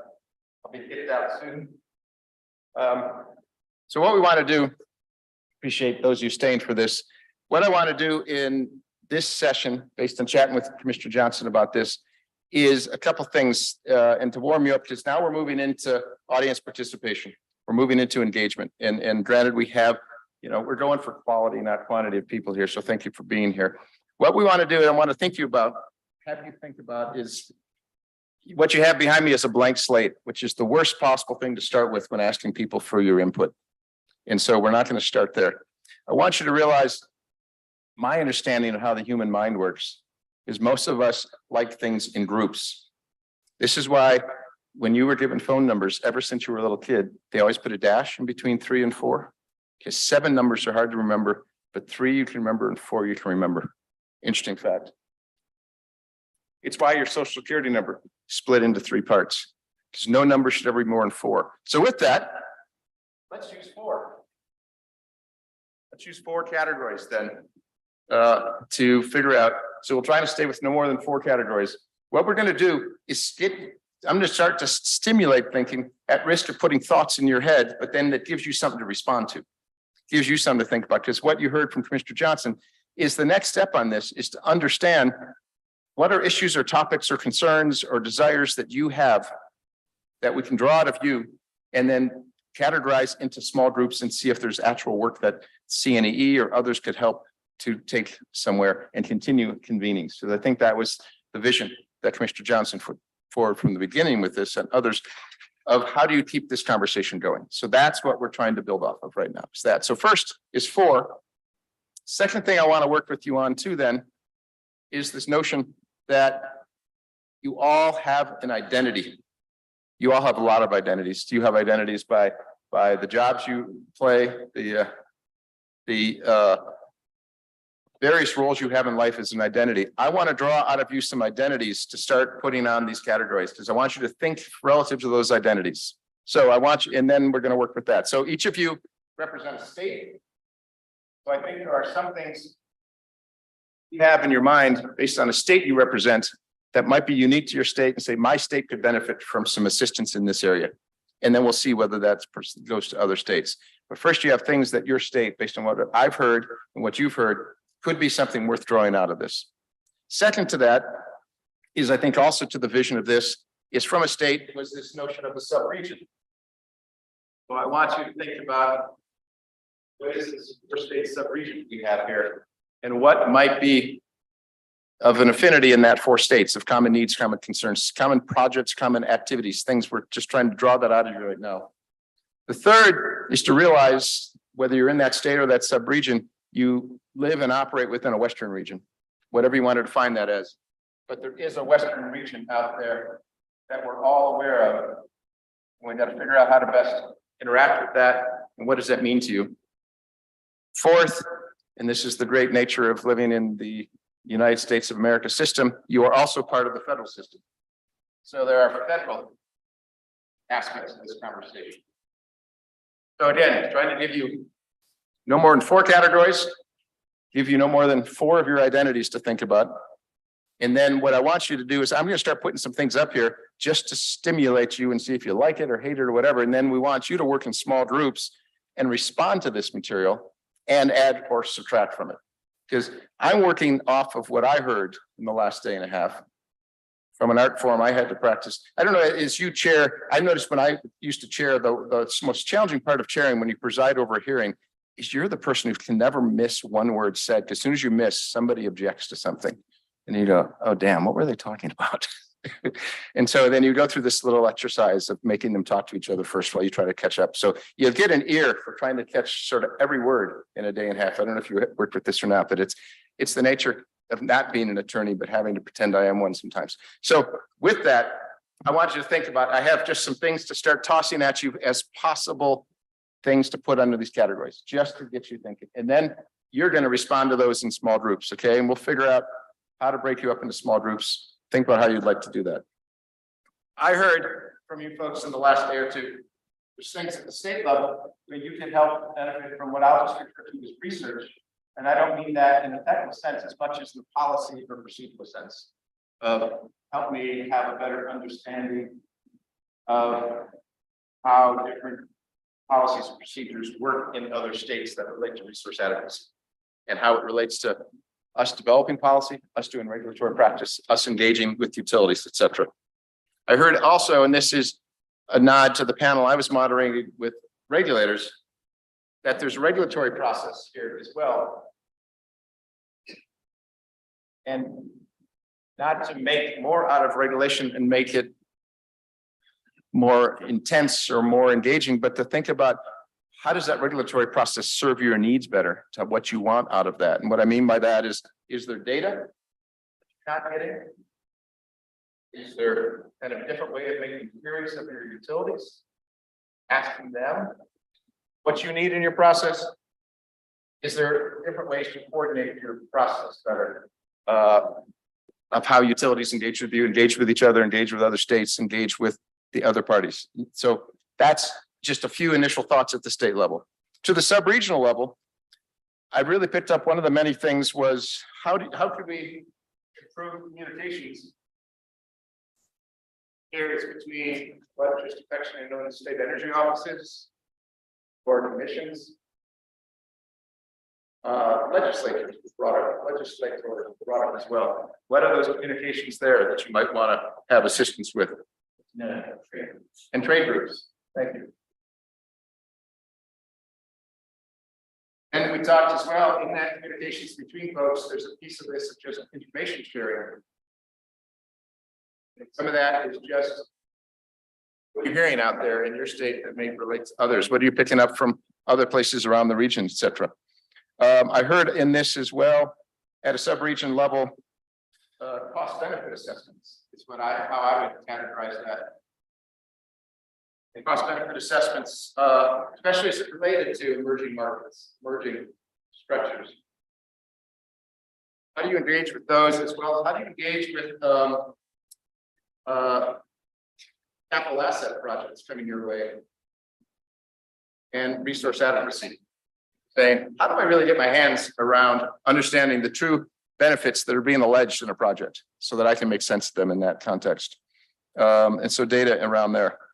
And there was a reference back, and then we started with the University of Montana. I always put MT because I grew up in Michigan. U of M always takes me back there on the other side. And or Utah's Office of Energy Development's project, which is called the state-led study. I was running the energy office, was actually a party to. There's data there, there's analysis coming out. It's not to do more analysis, but to help interpret it. What does it mean to the region? What does it mean to you and others? So what could you get out of these studies to now apply them and say, what else do we need to know based on that? At the regional level, there, in the middle of our meeting, you heard from PacifiCorp about joining the EDAM and the RAP. What are the implications of that? I think I heard at least from one of the states you're saying, wow, do they realize what they're doing and what it means in my state? Things like that. How do you interpret that? What does that mean to these kind of things? So how do you engage with this kind of Western activity that's happening, whether you want it or not? What do you need to know about that? What do you make of that? And there's more to that, but that's just to get you started. I also heard this notion I'm just going to call net exporter status. I heard every state in this group sees itself as having a history, if not a current status, of being a net energy exporter. But the University of Montana study said that's at risk in Montana. What does that mean to the fact that you could move to being a net importer? And how do you protect that status or reinforce that status as the Western arena develops around you? I just throw that as a topic to you to think about. All of this still comes to an aspect of what's over here, but as this region develops, there's how do you put data, not just philosophy or passion around what this means to bills and rates. There was some contention, at least I heard it, of joining a sub-region or region drive your rates necessarily up, down, left, right. Where do your rates go based on that? And how do you get your hands around that? There's also a reference to governance. A lot of people think governance is indeed that. But there, I'm gonna put it out there and I'll put it separate. Because governance is just the whole package of things around how do these regional activities work and how do you engage with them? Throw you a little curve over here. It's the fourth category. I'm going to subdivide it just as my mind works this way into opportunities and challenges at the federal level. What I mean by that is the opportunities are don't just now go by acronyms. The IIJA, IRA, grants, loans, tax credits, how are those being leveraged? And how do they work for you at different levels with your IOUs, with municipal governments, with co-ops, with developers, with communities and the like. That's one piece. That I see also nicely down into opportunities regarding technologies. And not that we're going to become tech experts, but there's tech development, demo, deployment. It's going on already out there. How do you kind of keep in touch with that movement into the world? This is what's going on, ranging from new approaches to hydro, to hydrogen, to small modular nuclear, to modification of fossil to nuclear, to all sorts of things, and community related developments there. That's the other piece of this too. How does this fit into what just gets categorized now as energy transition? It's a euphemism that drives some people nuts. Colorado puts the word just in front of it. You want to annoy some people? Reference it as a just energy transition, see where your conversation goes. Well aware of that. Okay, we'll just call it the energy transition here. Challenges. I would put over here FERC rules. There's two I'm aware of coming our way. One is a new approach to regional planning, regional transmission, and the like. It's sort of seen as the successor to FERC 1000. And there's the other one that's interconnection rules. They're both out there working their way toward a final rule. You heard this morning EPA rules. That list was fascinating. I think I saw 5 or 6. I tracked some of those. I was much more of a air quality storage person in that space who follows that better than I. But EPA rules are also a reason to possibly convene and understand what that means.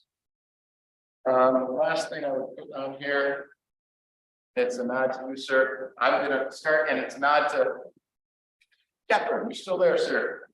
We'll start by calling permitting and siting. And I think, and also the other acronym, right of way, which is a way to acknowledge there's a lot of interesting opportunity to break through the logjam of permitting site and siting by using existing right of way and reinforcing that. And is that a challenge or a solution to a challenge? I've spent enough time, hopefully, talking action now to give you a 4-part structure, some identities to think about, and putting yourself in this place now, and raise hell with this, or do whatever you want with this now, or affirm it and tell me it's the best thing you've ever heard. Whatever you want to do, it's your call. But we're looking for discrete things to come out of this to then take back to the folks behind the scenes on this and say, is there a reason to keep these 4 states at some various levels talking to each other on that? That's what this is driving toward. Questions, additional thoughts? Does that make sense at all? Still here? I would also put a note into this as well. There are states not represented at the moment. We've engaged with them, not just in the last 36 hours, but over the last 30 days in building up to this. So I've chatted at some length with the folks at the Utah Commission, the Wyoming Commission, the Wyoming Energy Authority, and the like, just to make sure that voice is there as well, just so you know. So in absentia, they're kind of, their thoughts are at least working their way through this a bit. We'll try and keep them in. And as I've been doing with Chair LeVar, as I prepped that other panel, sending him things so he sees this is what the conversation looks like. This is what, you know, so he feels as much as possible Utah can step right in and be part of the conversation. Thoughts, questions? If not, what might work well, because all of you sat next to people you know, is to force you to split up a little bit. What do we have? 4, 8, 12, 16, 18. I think if we put you into 4 small groups and make you talk to each other about this for some 20 minutes or so. Okay, this is where you'd say, okay, how many of you are extroverts? Raise your hand. Yeah, what a crowd. Okay. Down the middle. So that tells me this is going to be a real work. Okay, I have okay. How many were so introverted, if I asked you to raise your hand that you're an introvert, you wouldn't raise your hand. Okay. Either way, that's why we're gonna put you in a small group. We're gonna just count you off and put you in small groups, put you in different parts of, yes?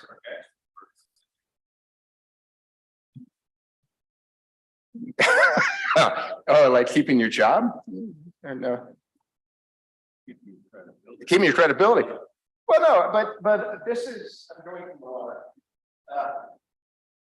We're looking for professional input on this. It's not to advocate the right answer to this. It's what I said on the panel yesterday. The questions are more valuable to this process right now than the answers. I hope that we can agree with that. We live in a culture that doesn't always agree to that kind of thing. We like to battle over the right answer. I would think we can get good questions out there. So if you can even just help frame questions, that's what I would do. I'd put you in groups of 4. Everyone sitting here at least is willing to participate? Okay, none of you, but okay, and we're going to just do like you've always done when you were in school, and you're just going to point at you and give you a number. Okay. Mr. Chairman, we'll start with you as number 1, 2, 3, 4.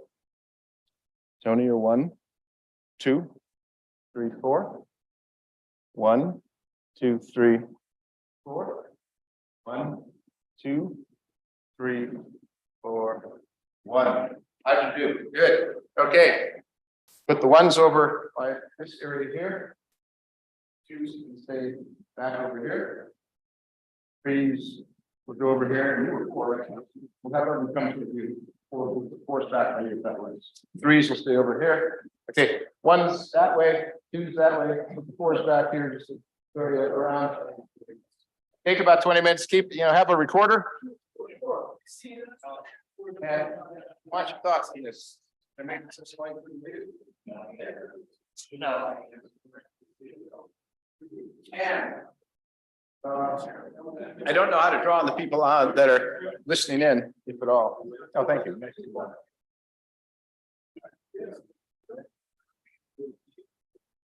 Great.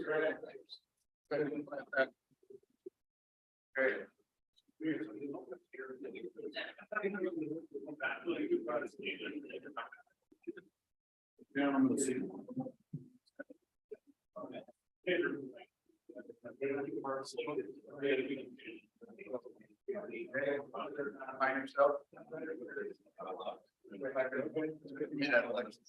I've already said my help. Yep. Commissioner Johnson, part of the.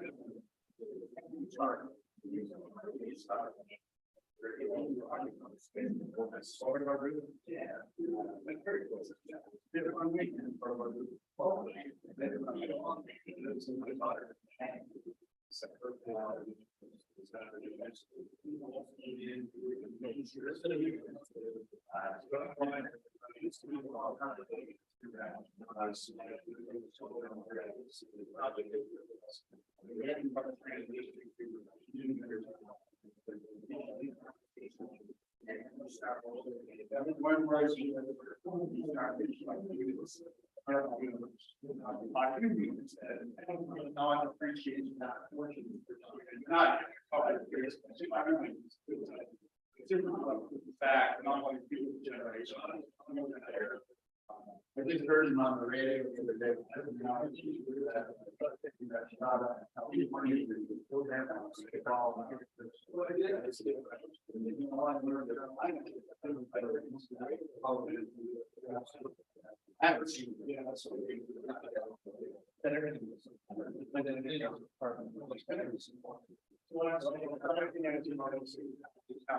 They tried to shut down the other. They tried to shut down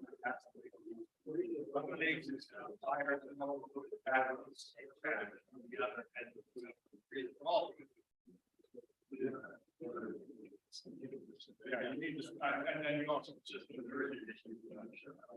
we got to come to the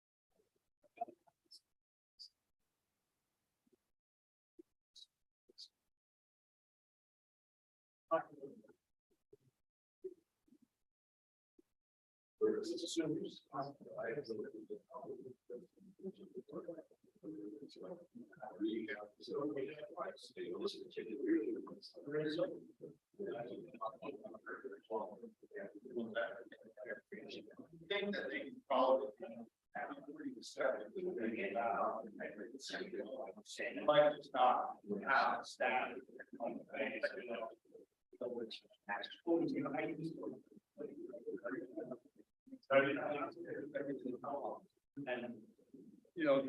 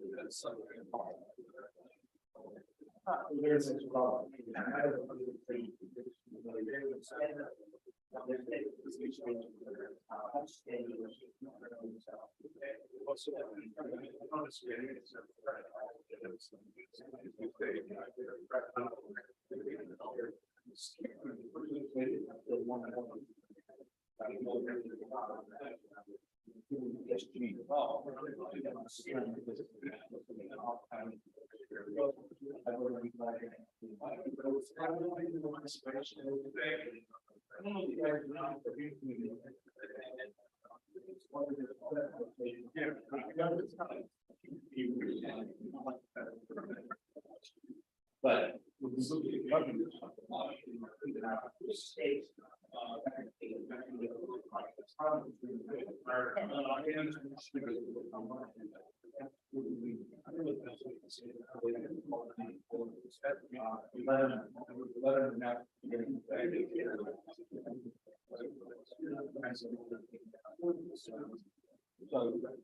here we are.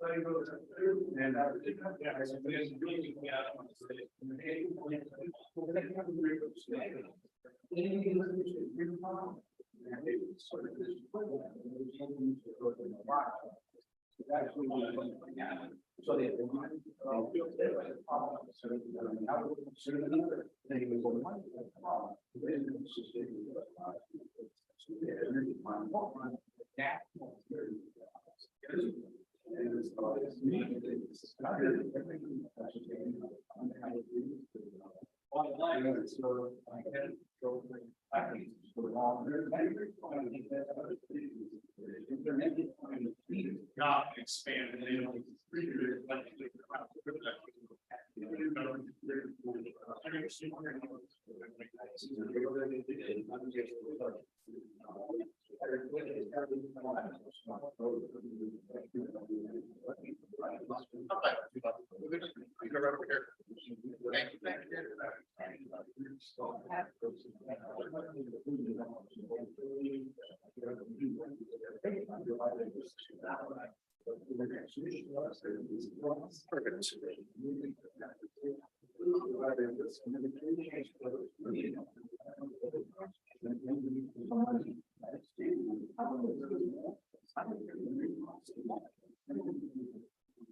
Mostly some significant notes along the way.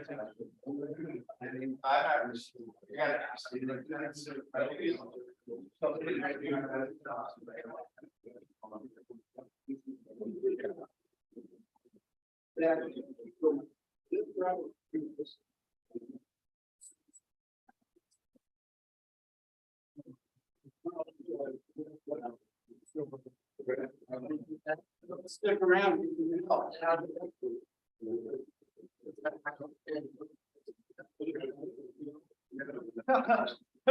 See this.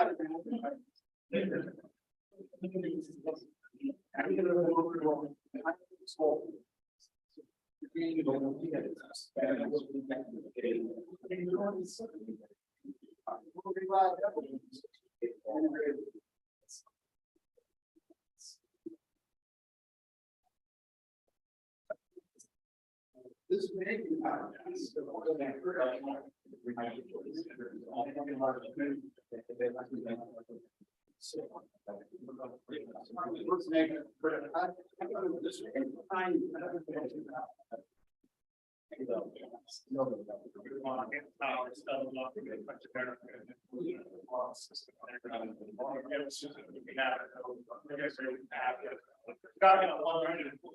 Contracts, we didn't get something to that.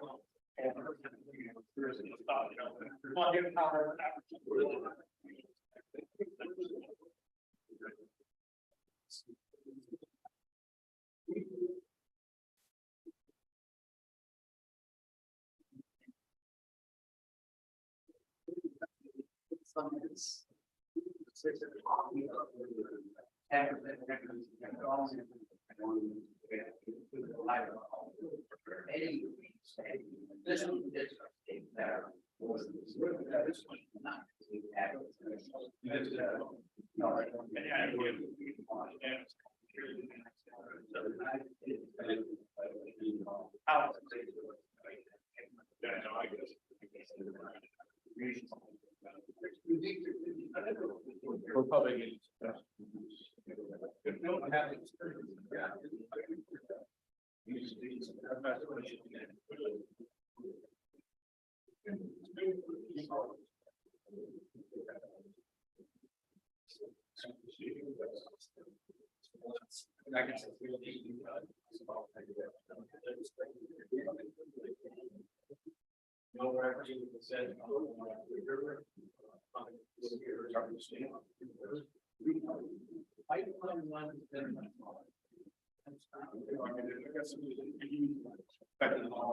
I'm just saying, where do we stay by the law?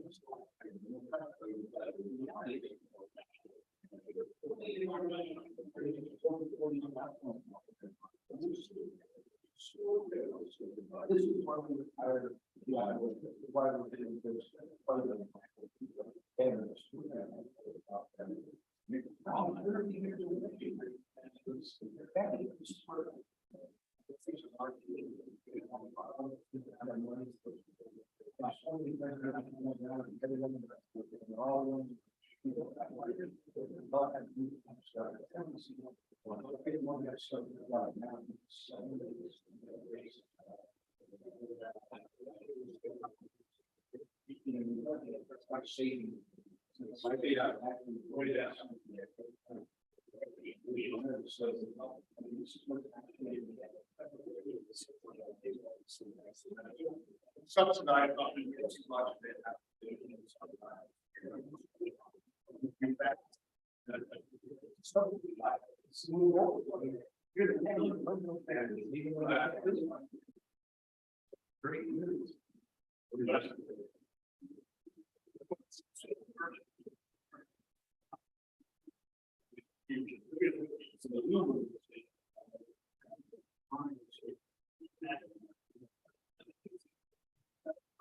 It's a moment somehow having it might not even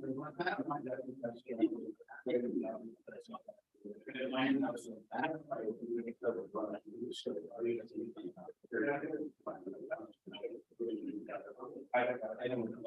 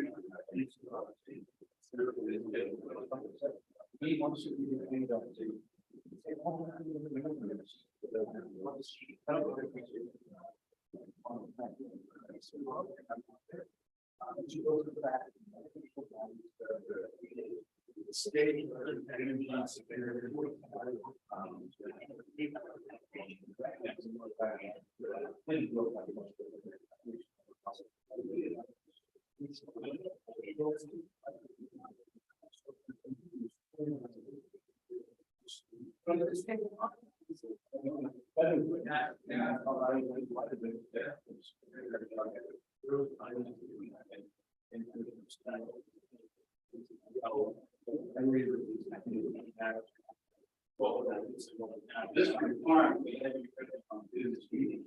We want to look at that in the average analysis of the fact that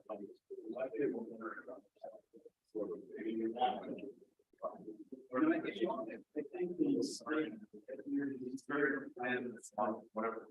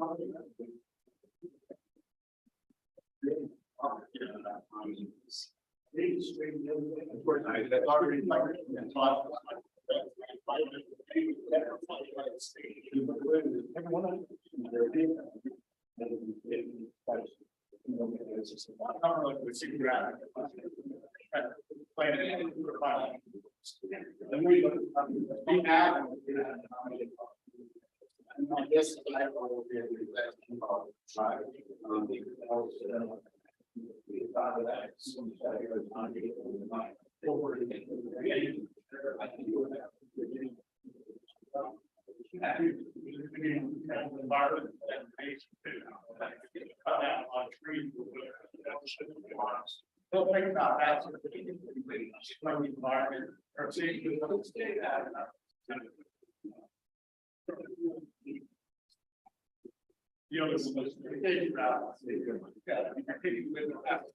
you're all in place where you look at the other companies. So now that they hand me you're going to report that.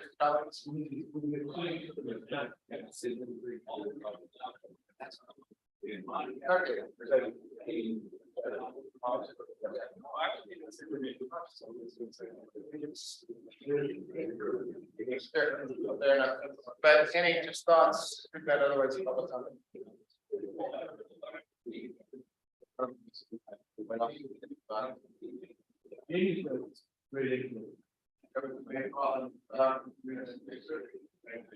Slides are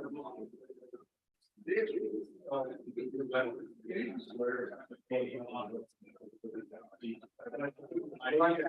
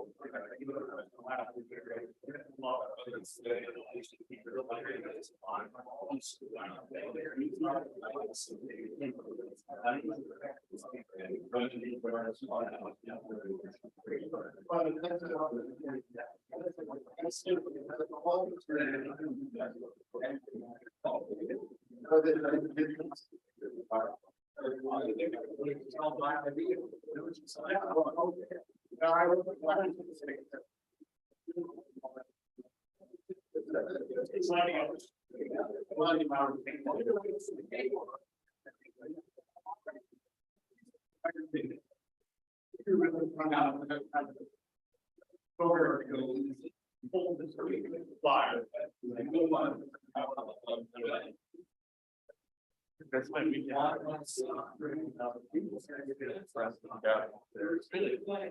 that's where I want to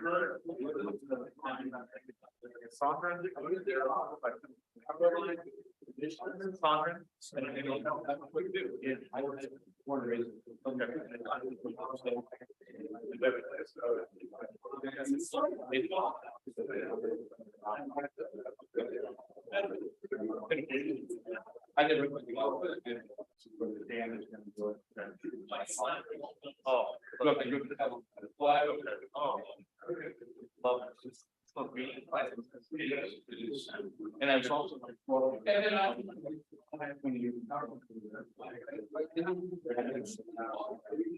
See, and that's why.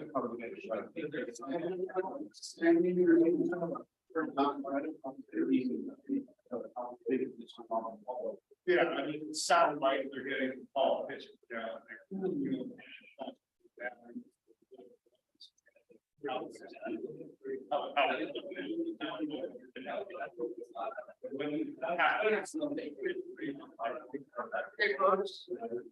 Are you folks at a place where you can stay seated where you're at, if it's fine, or wherever you find a seat? We're gonna pull you back together. Thank you for going through that exercise. Well, I'm not gonna thank you, actually, until I hear back from you. But thank you for at least participating. Appreciate that effort. It's always a challenge to take a lot of material, a lot of smart folks with a lot of ideas, and then what we're looking for is what can we actually focus on for future convenings in different configurations. That's what's hopefully you got from, I put it up here now. Try not to damage any state property by putting 3M sticky tape on the podium here. But I wouldn't have put it on the wall. So if I could, is there someone from group one who can stand up? You can come to the podium if you want, you can shout loud. I'm not sure if many folks, the few left that are listening in are actively participating now, but is there someone over there to talk about what group one? And I will try to capture a few things and put them on the whiteboard. Thank you.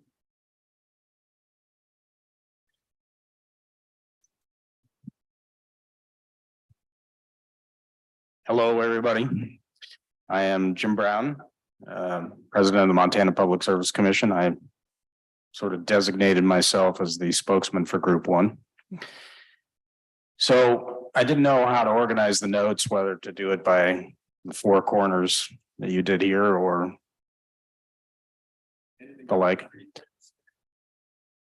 Okay, so let's do the backup. So on the national level, what we identified as a area that might be of national concern or importance or action would be dealing with transmission issues and the ability of the federal government to utilize its powers to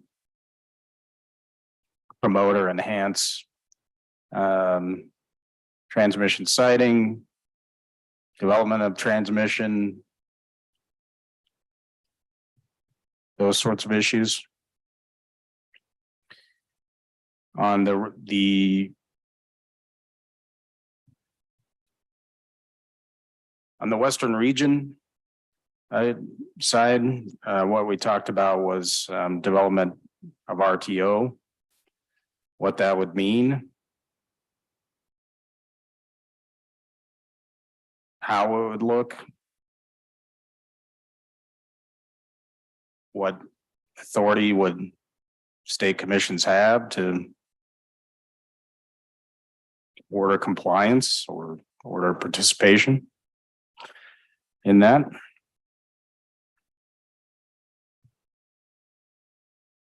And then the subregion, one of the discussions we had was discussing what exactly is a subregion, and then we talked a little bit about how you define it with Order 1000. And should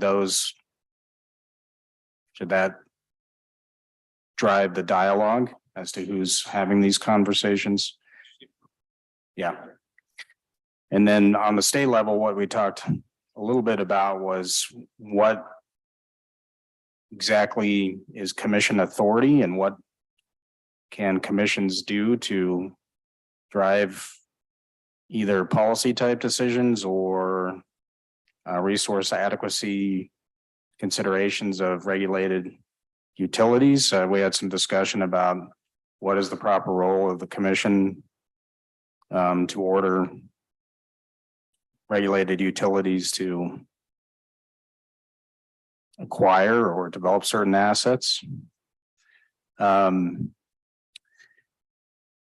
We also talked about, I guess, on a national level that would impact all three of the other categories that we talked about here was the the FERC Resource Adequacy Program.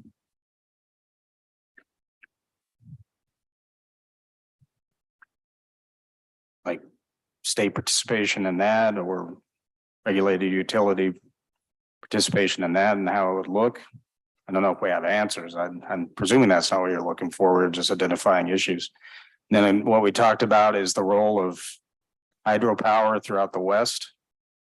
And whether that is a diminishing source of capacity because of extended drought issues throughout the West, and do state commissions have to start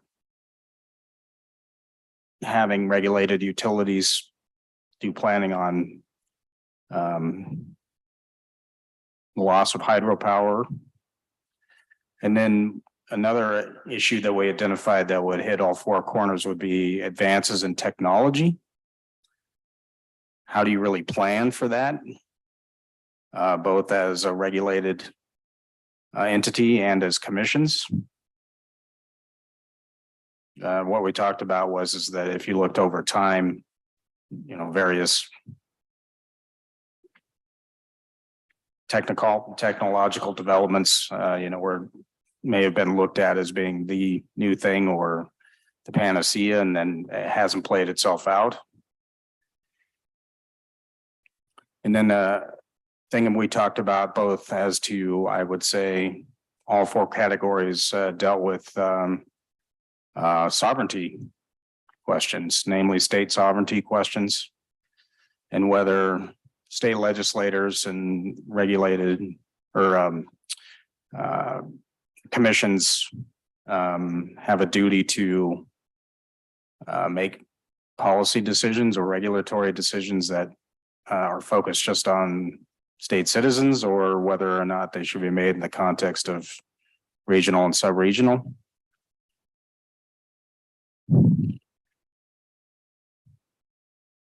And then we had a discussion about resource type mandates and what the state commission's role is in those, if any, as opposed to the state legislators. And what we talked about and say in the regional type category is when a state makes certain kind of capacity resource decisions, the impact that those have on other states and their planning ability and their ability to carry out their regulatory missions for their own decisions.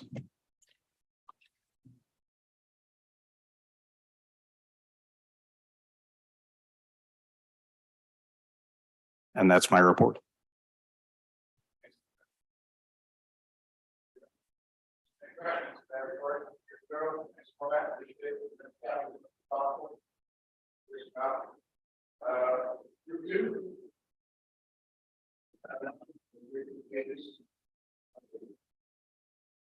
You might not need quite as much paper for group 2 summary here.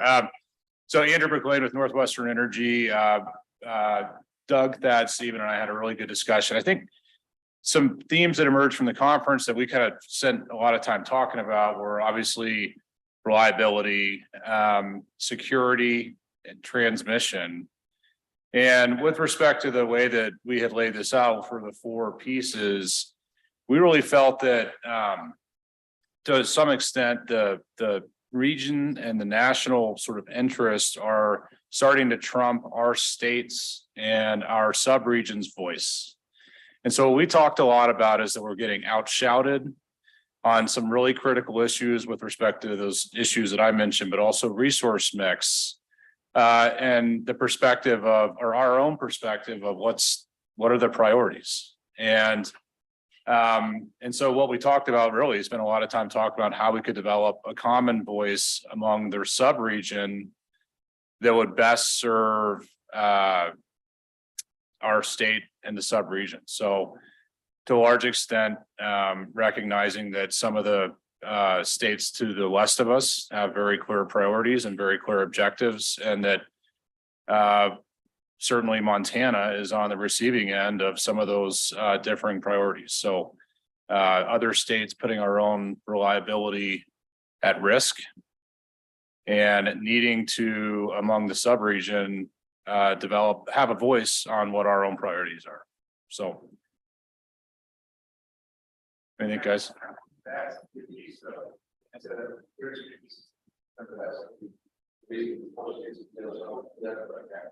Great, yeah. Thank you.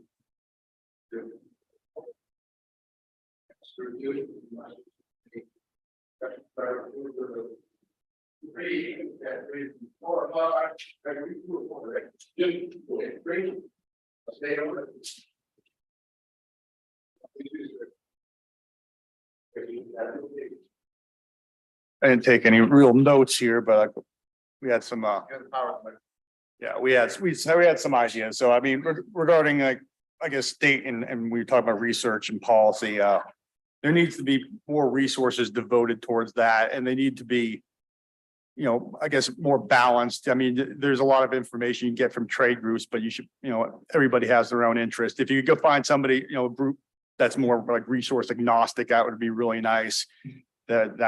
So you getting, you know, just kind of, you know, known information, you know, that is instead of, you know, just opinions.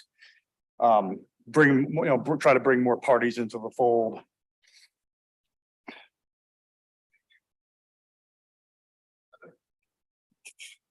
Well, in sub-regions, I mean, I guess. I mean, a lot of other regions' policies affect, you know, other states' policies affect other states, and kind of there needs to be more discussion amongst the states of how they're affecting each other. And there's a lot, I see a lot of putting the cart before the horse and things, you know, kind of this idea is if you just throw money at something, you know, it will happen before the technology is there. And I mean, as a consumer advocate, I see, you know, a lot of, you know, desire to be shutting down, you know, plants that still have economic useful life.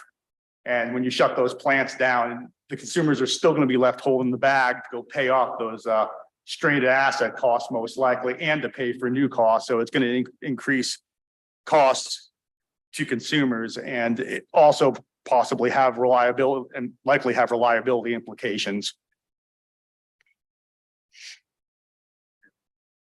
So the plant better spread in other states. Yeah, and kind of understanding the consequences of those actions and what the likely outcomes are going to be, not just for other states, which they might not care about, but for also their own states.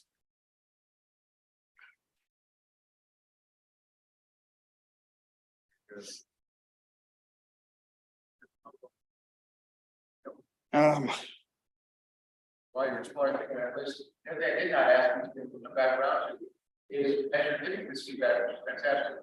Also think about anything else on that list you would like to pass on the list, and that in a sense about bounds and the fact that because by default,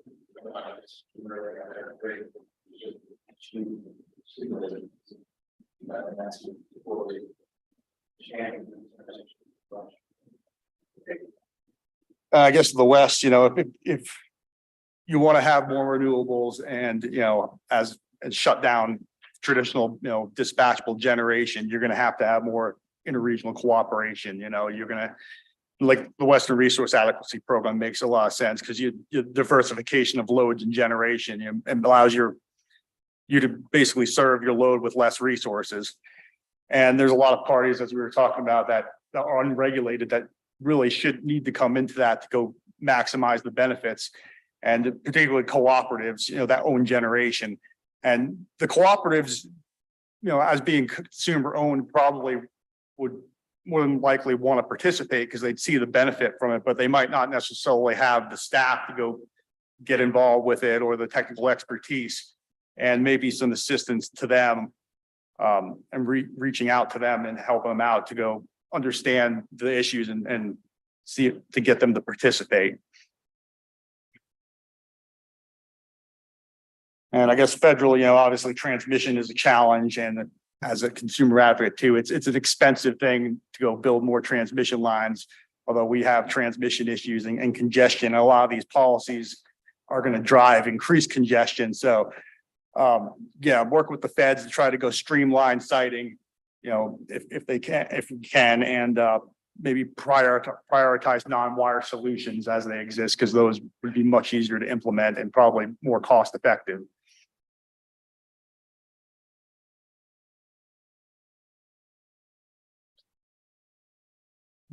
I think that's all I got. All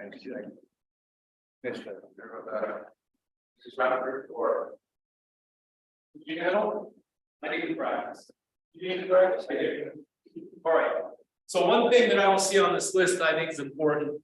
And when I had a Northwest Energy, I wanted to use something that's real life. So we're going to talk about natural gas because everybody's talking about electric.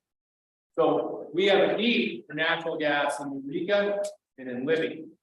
Keep in mind that Kalispell is exploding. Kalispell is going to expand into Eureka.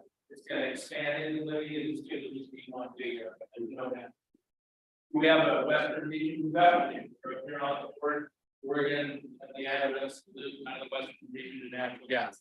So one of the things we're going to talk about, okay, how do we involve the state? Well, we have a lot of infrastructure.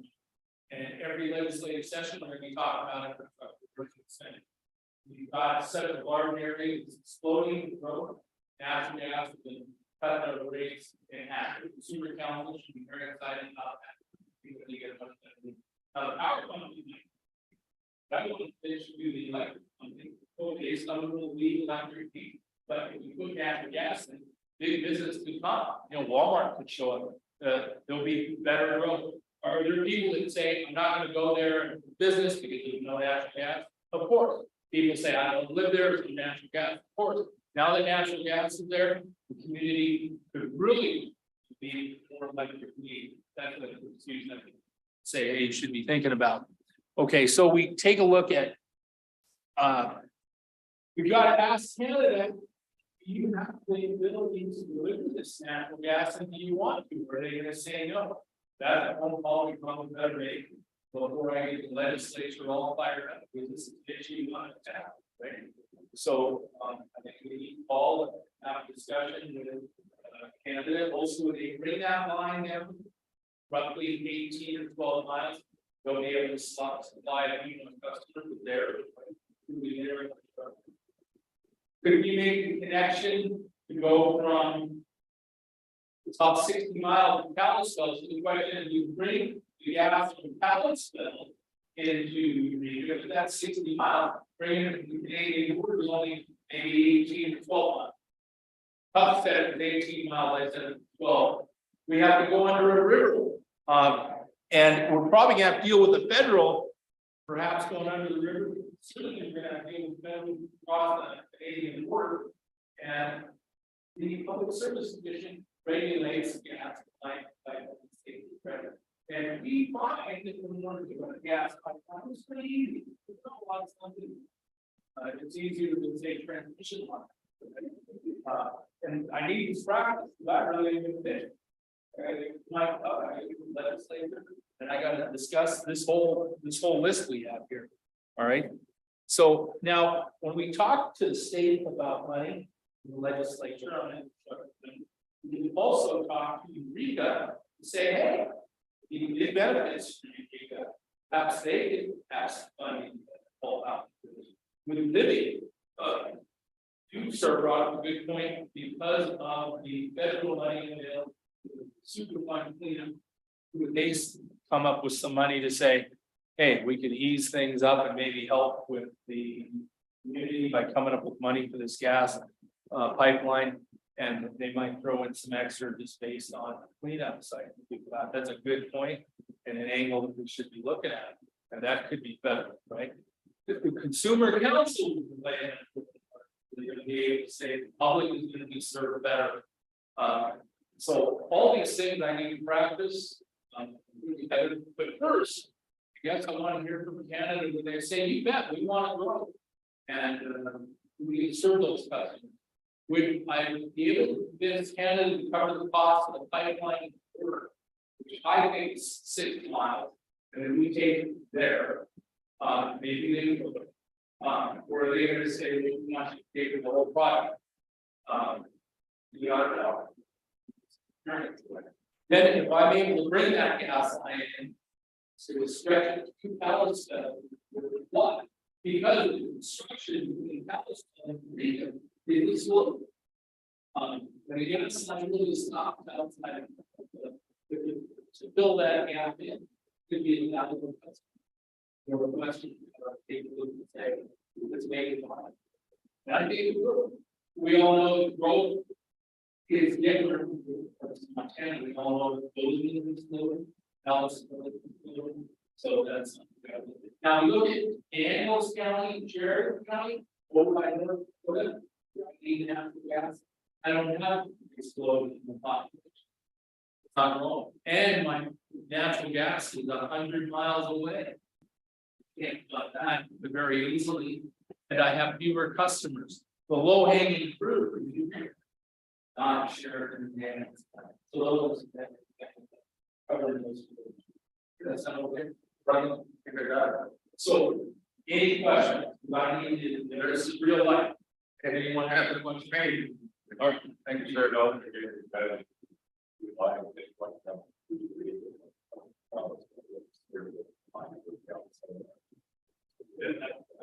We can backbeat that. Was there other parts of or other topics? Besides Mr. Talk about Mr. Franklin's Please. No, but I would like to get on a topic, and that's the whole idea of us being a sub-region of the entire west, and look at the ice over the article that you do this traffic. Now, and the way that is getting the now, and that is going to go sometime. Ice over there, but all of a certain sub-region, a certain portion of our region is very big part of laws and the elimination part of it. However, other states that are not there yet on account of my opinion, Utah and others that have no population, no place against all the populous area.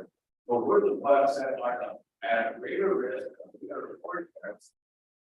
Frankly, that and destination because the grid goes down. But we are so few in numbers that the southern and particularly the west coast region. It's hard to have a place. So how can we possibly make a some kind of not a subgroup that wants to be separate, but a subgroup that wants to be heard? I think that's an important aspect of what that from a Montana perspective, one of Wyoming and Utah perspective, and whoever else has it, that needs to see the same goal of voice. Yeah. Very good. I heard you, and I'm trying to know all that states that is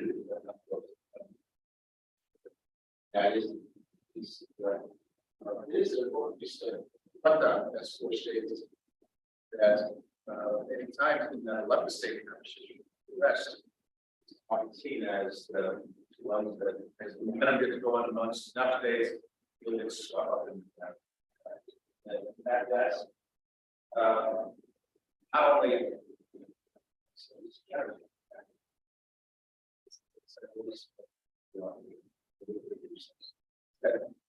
conversation around it says, what do those 4 states hold on? That is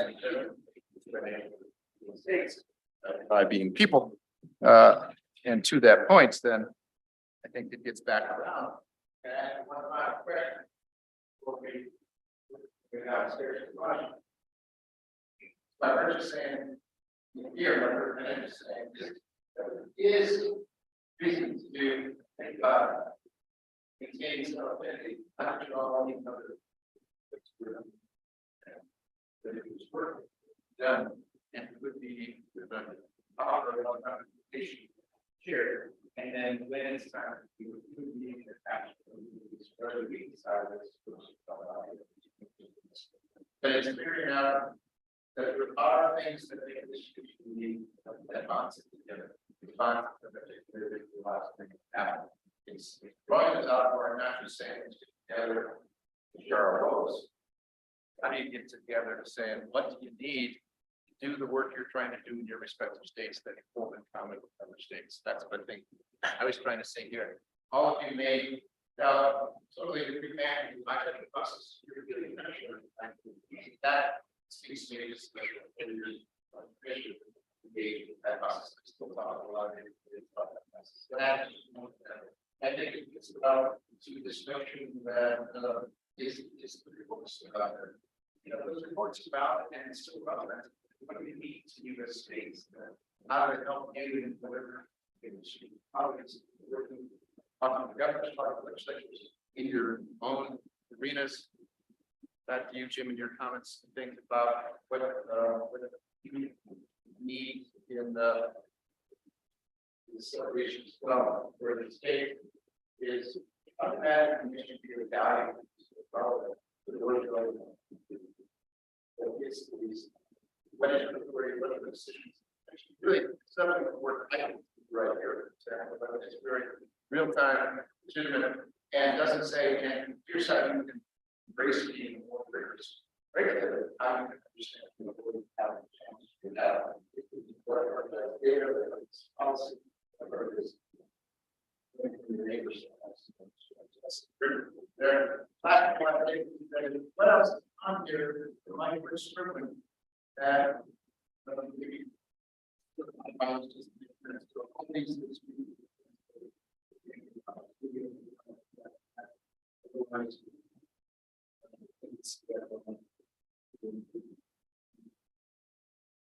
or I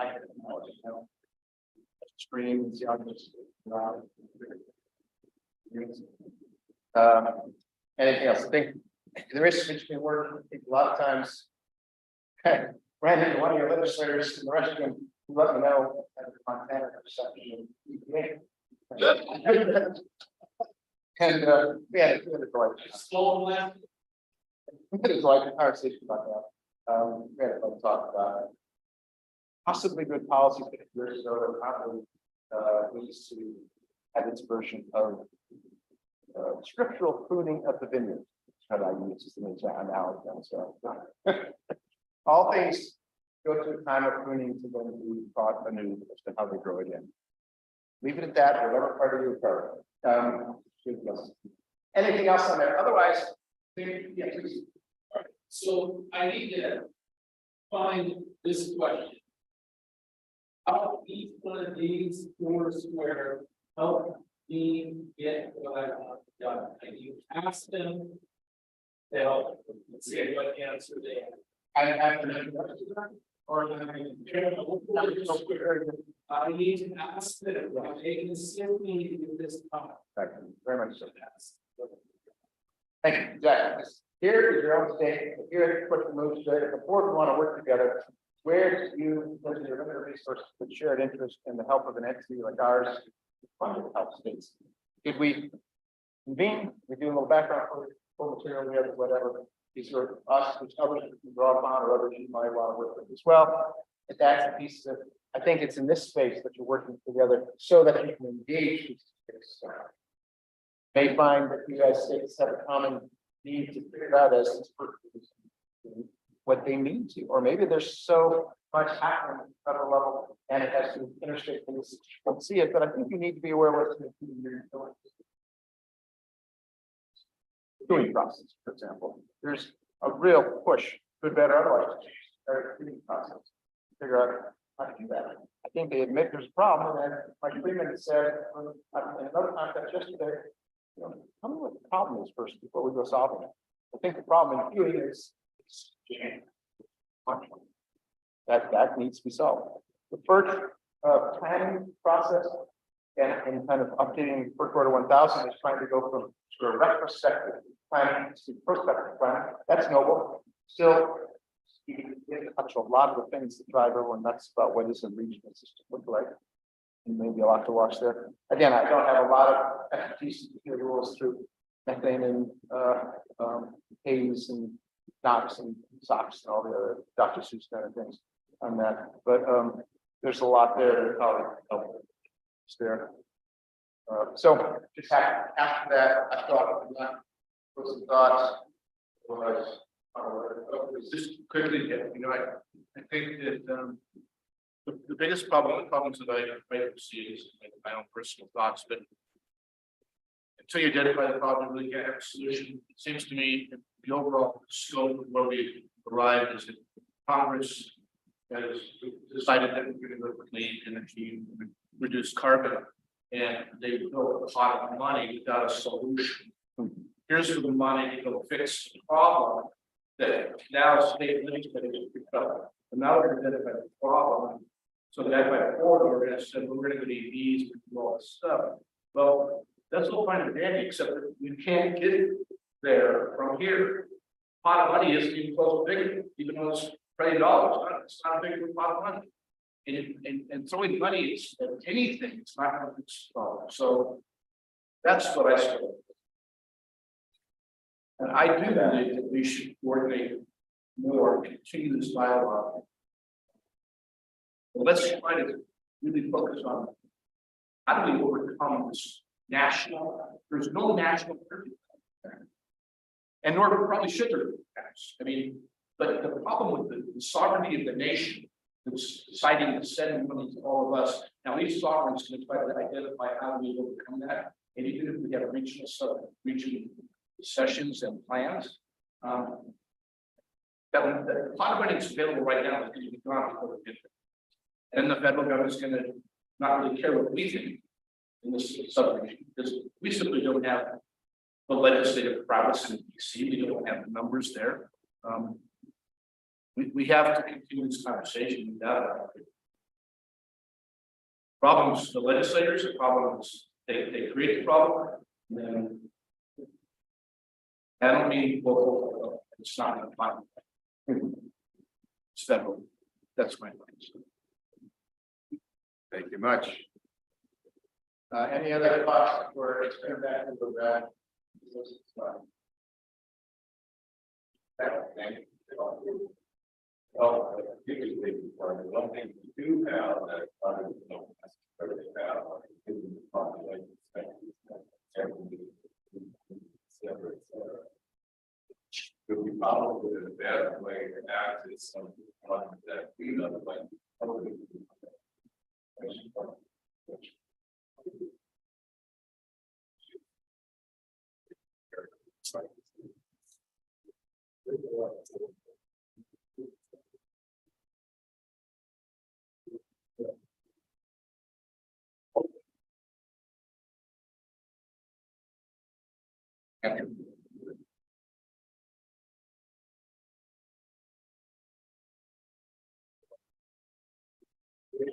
Thank you. Thanks, Jeff. Are we doing it? Oh, well, this guy.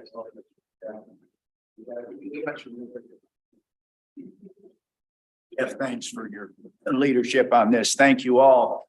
I think I can volunteer Jeff's involvement along with Commissioner O'Donnell and myself to get some follow-up to all of you and the entire list of participants from the conference. Can we, Jeff, shoot for maybe that second week in January kind of thing, get past the holidays or what? Yeah. Well, that's what we'll get that distilled down and we will get out to everyone in a kind of draft proposal for any next step.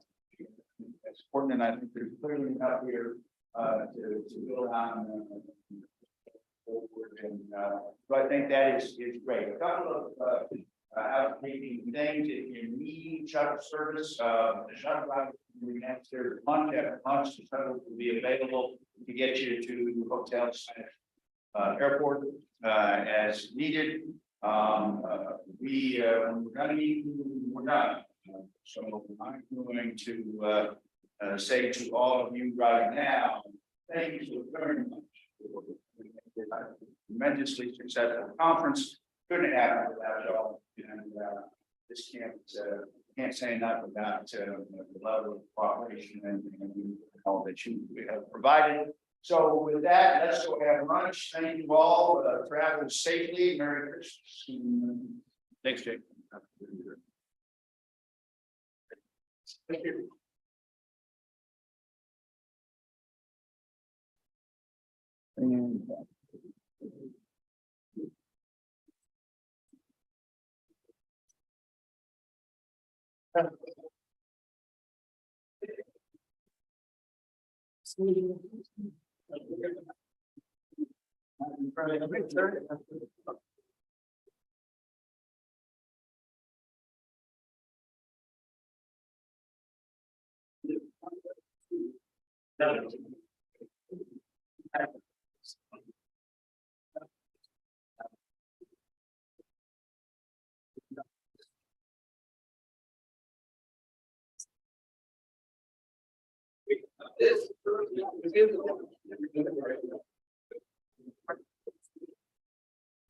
Yeah.